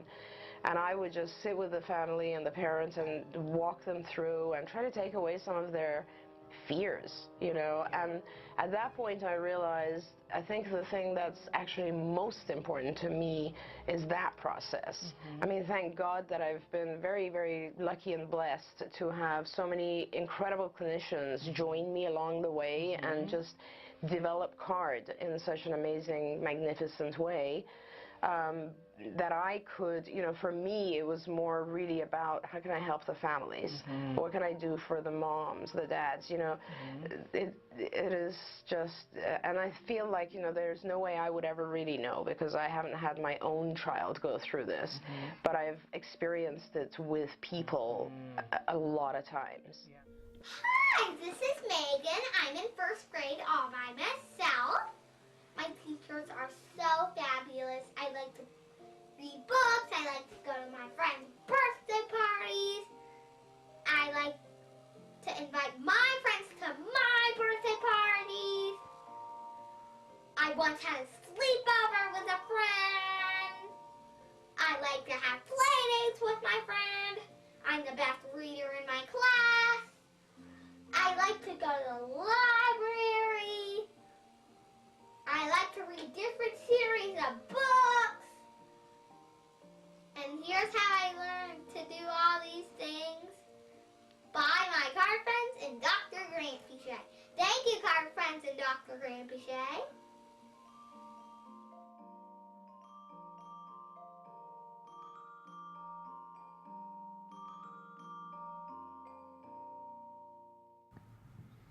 Welcome back to Let's Talk Autism with Shannon and Nancy. Nancy and I are so excited because we're here with fabulous Sean Stockman from Boys to Men and the Sing Off. I want to talk about Sing Off later on. Big fans, and Yes. my son has been a big fan.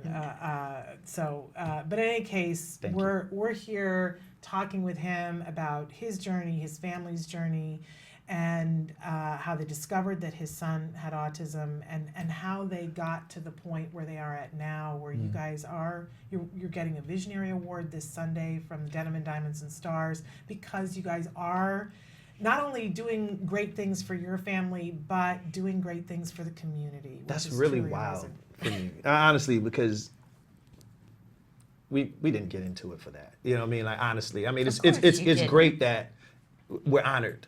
Obviously, well, you know, by you deserve it.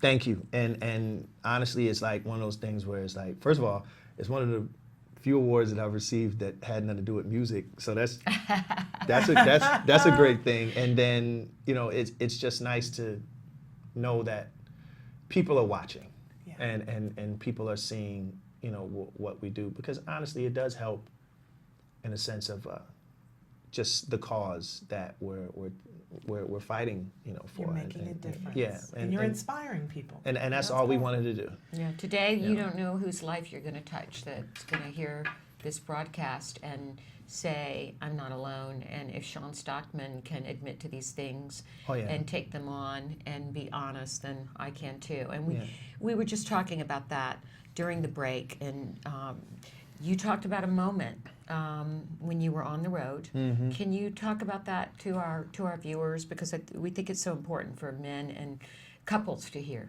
Yeah. First of all, fellas, you know, guys out there that's watching, understand that, you know, I get it, and I understand being a father to a child with autism is tough, and because we're men, a lot of times we're not good at expressing our emotions.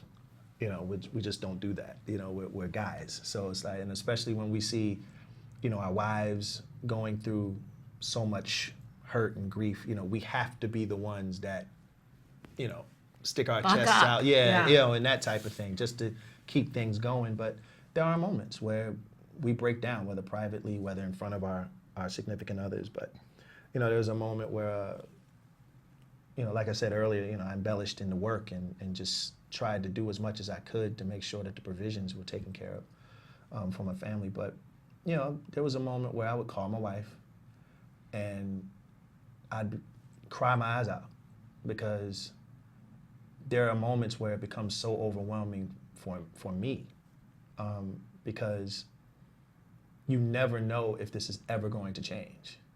And I was just having a conversation, actually with a stranger on a plane a few days ago about this and how all I want is to know that when I'm too old to do the singing thing or move around and things of that nature, that my son and my kids are taken care of, that they are okay.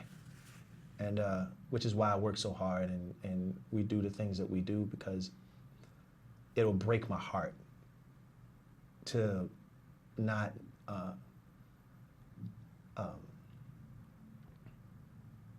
you know, just to make sure that he's all right. Yeah. You know, I want to make sure he's all right. And I think that's everybody's wish. It's every parent's.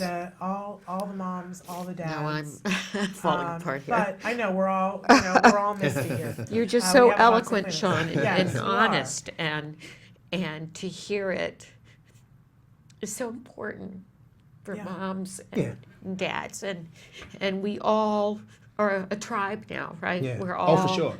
We are. We're an autism nation, and there's so many. We have so many kids and young adults and adults out there affected by this, and as we know, it's a total family. Yeah. Dads, it's okay. Yeah. It's okay to let those frustrations out, you know, healthfully. You know, to be able to, you know, let out a tear and things of that nature doesn't make you any less of a man or anything like that. But, you know, it's your child. So emotionally you're already connected. So it's okay to let those things be known and to express those things. It makes the bond stronger, and it allows you to breathe a minute, because it gives you an understanding of how much you love your kid. And again, with men and our just innate just notion to want to protect,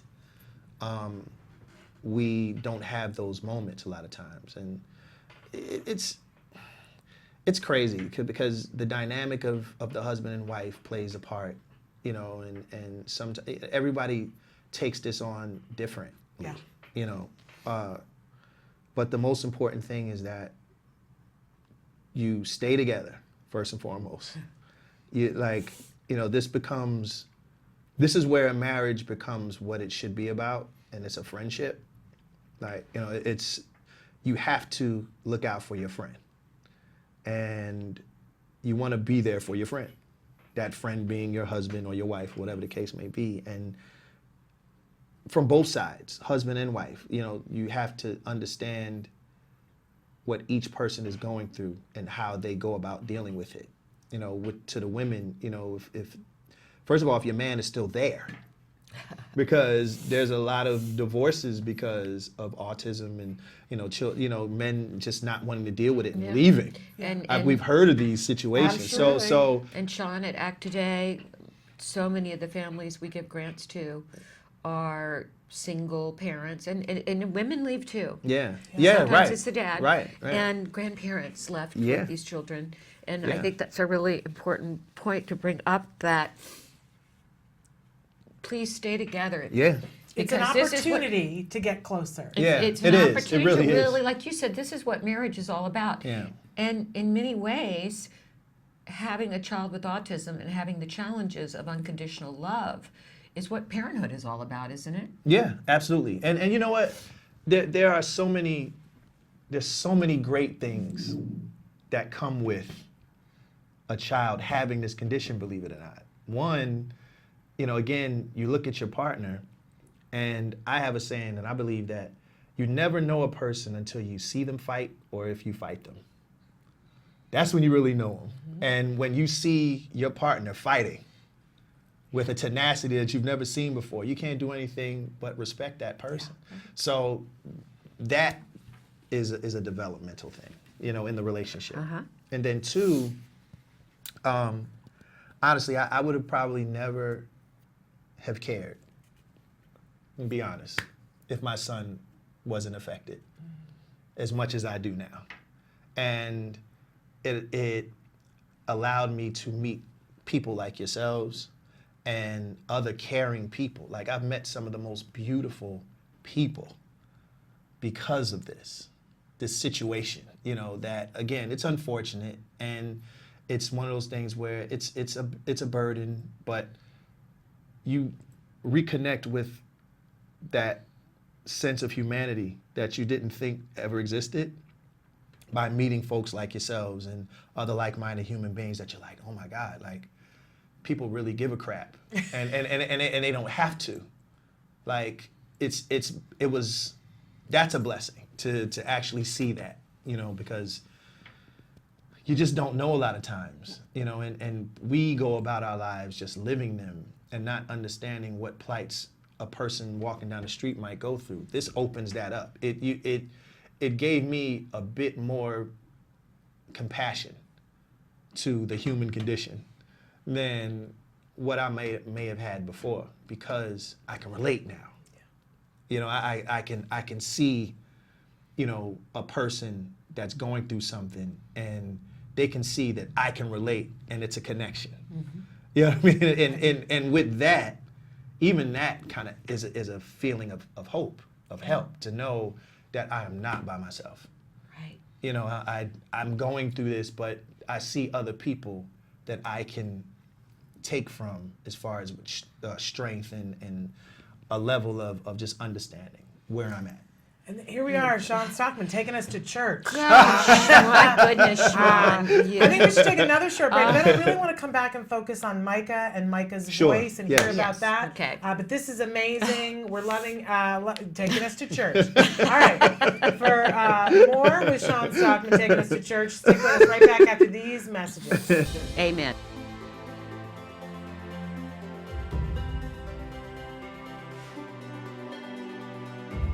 It has become a star-studded, celebrity-attended mega fundraiser. And it should, because autism is increasing so dramatically. We need more moments like this. It's kind of like going to the Oscars, and I get to host all of these unbelievably generous people to show their support for children with autism that cannot access or afford treatment. To be in a position where I could contribute to a cause like this is the least I could do.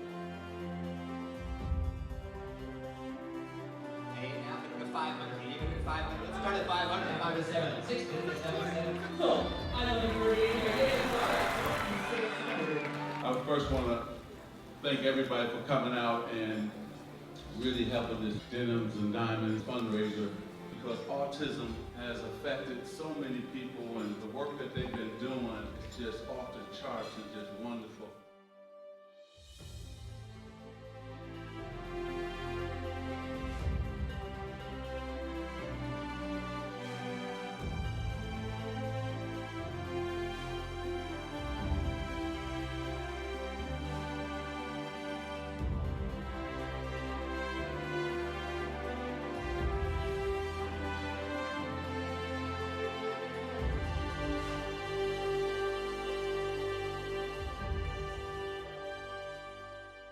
Welcome back to Let's Talk Autism with Shannon and Nancy. Nancy and I are here with the fabulous Sean Stockman. He's, as I said, he's taken us to church. We're calling him Pastor Sean. We yelled amen. I'm like, I want this man heard all over America. And you guys are watching too at home, and you've sent in some questions. One of our viewers wants to know, do you go to your son's IEP meeting? Yeah.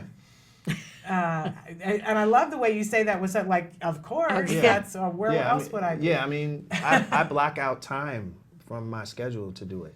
That is, if it's not already set in stone that I have a show or something like that. Yeah. But, you know, my wife and I talk about it. I mean, and she makes sure that, you know, Sean be home for, you know, this and that. I'm like, okay. But yeah, you're there. Absolutely. You're hands-on. Absolutely. We love that. Absolutely. And so you kind of touched on this a minute ago, but somebody wrote in and said, incredible interview.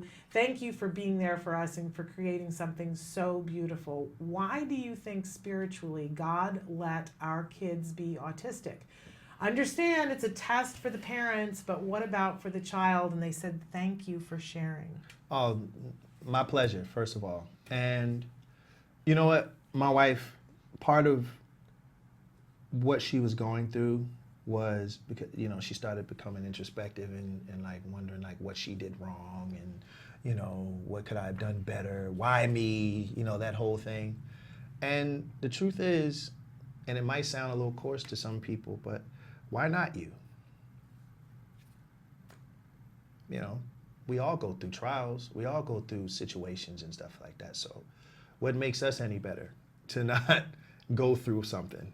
Our child, yes, he has autism, but I look at things from a different perspective. I look at life from a different perspective. I look at kids with autism. Yeah, they might have social disorders. Okay, so does most typical people. And then I look at the things that they're able to do, and I really consider them superhuman. Like, they don't have a deficiency of knowing how to learn. They just learn different. Mm-hmm. And as long as you understand how they learn, they not only figure it out, but they master it. Like, that's something that typical people have a huge problem of doing. So when I meet or see, people like, I always forget the young lady's name that helped the cattle.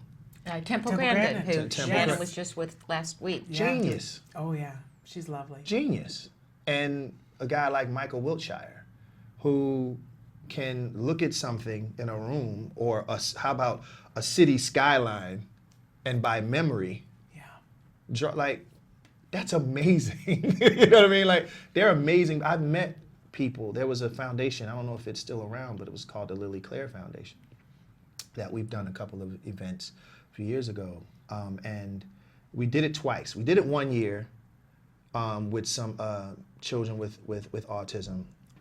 Went back, did the same event with some of the same children, and I remember this one young girl who had autism remembered my name, remember what I had on, remember the songs we sang, the whole nine, and was like, I was like blown away, you know what I mean? Yeah. So these kids, because, they have certain things, on the surface that might seem a little odd, they're actually brilliant people. They actually have the ability to be brilliant people. So if anything, Micah has blessed me just by him being who he is, because I've seen something in him that I find to me amazing. Like, to see the breakthroughs that, he's gone through and done so well at doing them. Like, he's a wonder to me. Well, let's talk about some of the things that you've done. Let's talk about some of the things that you've done. We're going to move away from some of the philosophical into some of the nuts and bolts. Sure. Because people always like to know, your what child have is you making done? progress. Yeah. What kinds of things? So basically, he was diagnosed around two. Yeah. Okay, so you finally got the diagnosis. Mm-hmm. What did you do next, and what treatments did you try, and have you been doing? Yeah.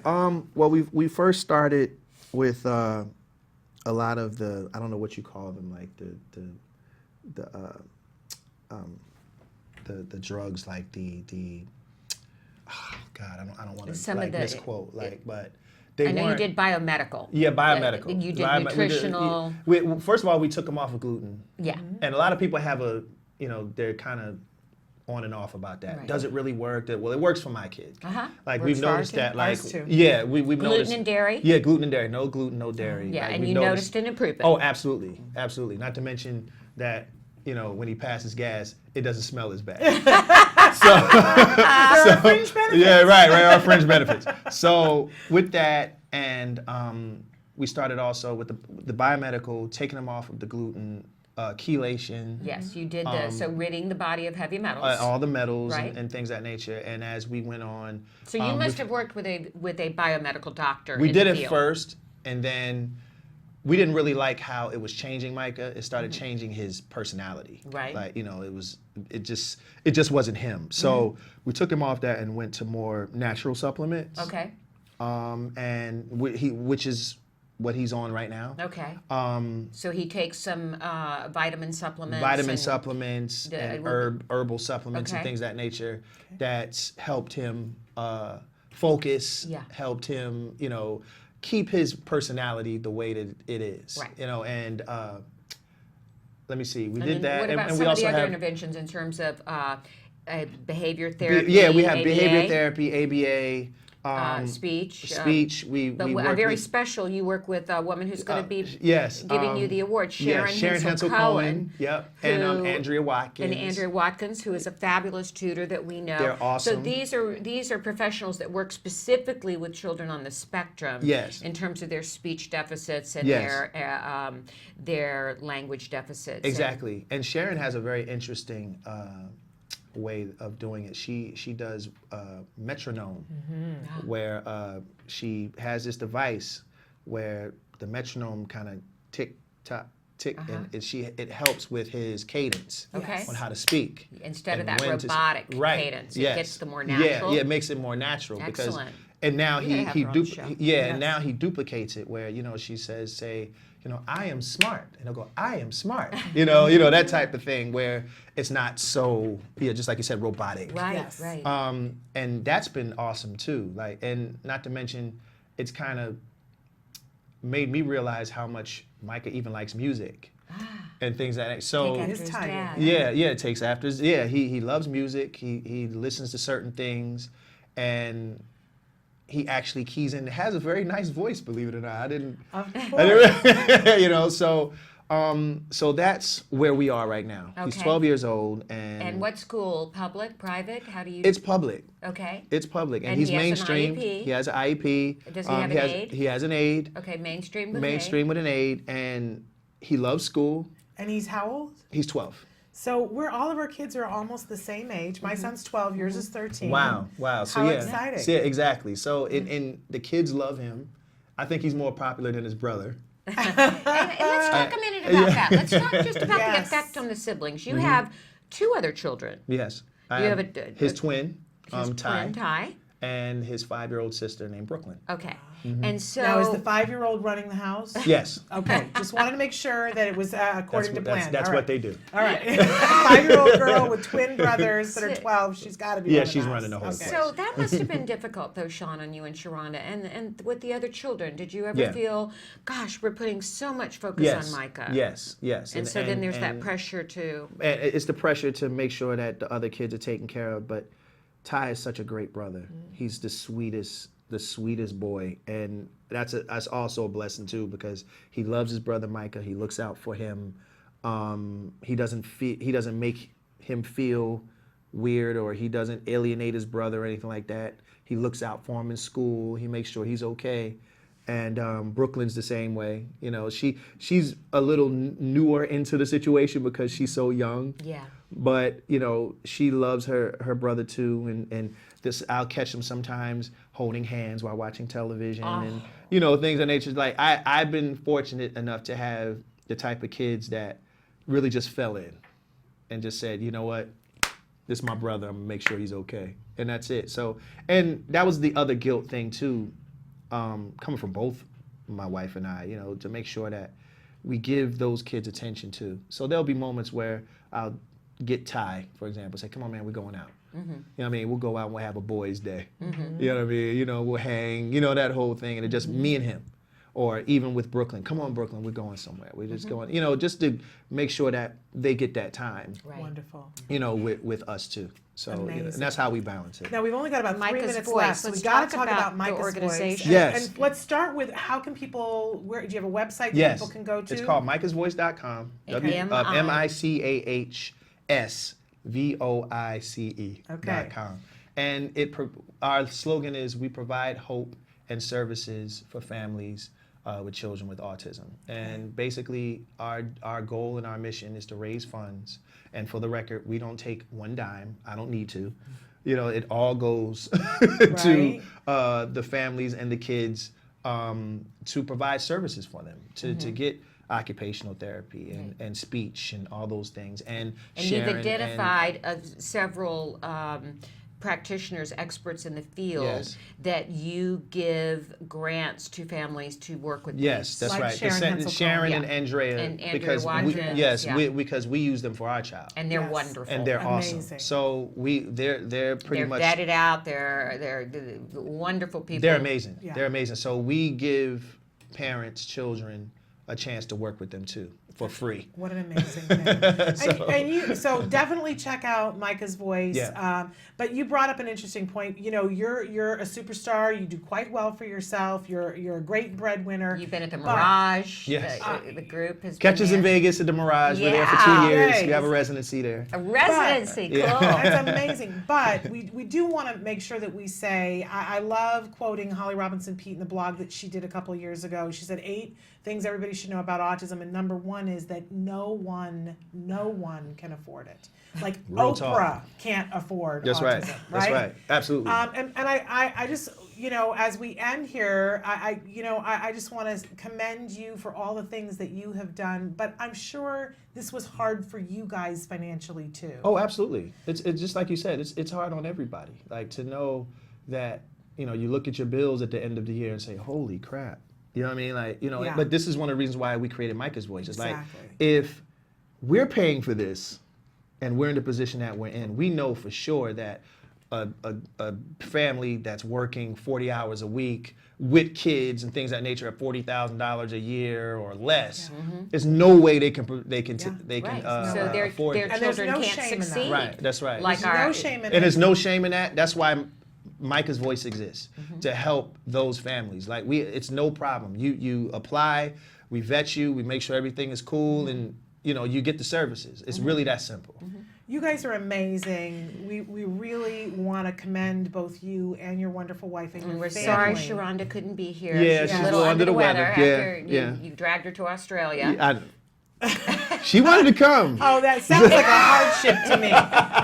But we're looking forward to seeing you guys at Denim and Diamonds Denim and and Stars, Diamonds. where you are going to be honored. Yes, it's the going to be Visionary a Award. great night on the red Excited. carpet. It's gonna be fun. I just want you to know some of the people that have responded. David Foster sent in a beautiful donation in honor of you. Beautiful. And Thanks, Dave. You've got some real fans out there, Sean. I think you really have, excited about and it's easy to see why. After spending this hour with you, Shannon and I, you're transformational. You really are, and I just hope all families get a chance to hear this and get some hope. We want to help.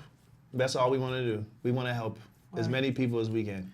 You're doing an amazing job. We thank you so much for being here. Thank you. As we close out the show, I just want to remind everybody that we will be here live tomorrow for tomorrow's show. Tomorrow is almost an exclusive Temple Grandin Day. You brought Temple Grandin up. Yeah. We're debuting the video that we did with her in Texas, where we took her for a ride in a car, a la Jerry Seinfeld, going for coffee. Temple Grandin and Temple and I, we talked girl talk. Nice. But nerdy girl talk. We talked about television and what she watches on television. And I asked her some of the questions that everybody always wants to know, like, has she ever been in love? So we're debuting that tomorrow at 10:20. And then in the second hour, we're debuting the October edition of The Future is Bright with Stephanie Schaefer. And she also has an extensive sit-down with Temple Grandin along with some other people at the recent Autism Society of America conference in Denver. So that's tomorrow. Thrilled to do that. We're hoping to get to the Fullerton Cares Comedy Night tonight, which is starring Tom Green. Watch for us on Periscope. We might be covering that then. But we want to thank Sean Stockman thank you, Sean. Thank you. give our best I can't to wait to see Sharonda. you No, with for sure. Sharonda. Yeah, we'll see you Sunday. On Sunday. All right, we'll see you Yeah. on Yeah. Sunday. We're all out of time. We'll see you tomorrow. Until then, give your kiddos a hug from me. And yourselves a hug from me. All right, Bye-bye. bye-bye for now.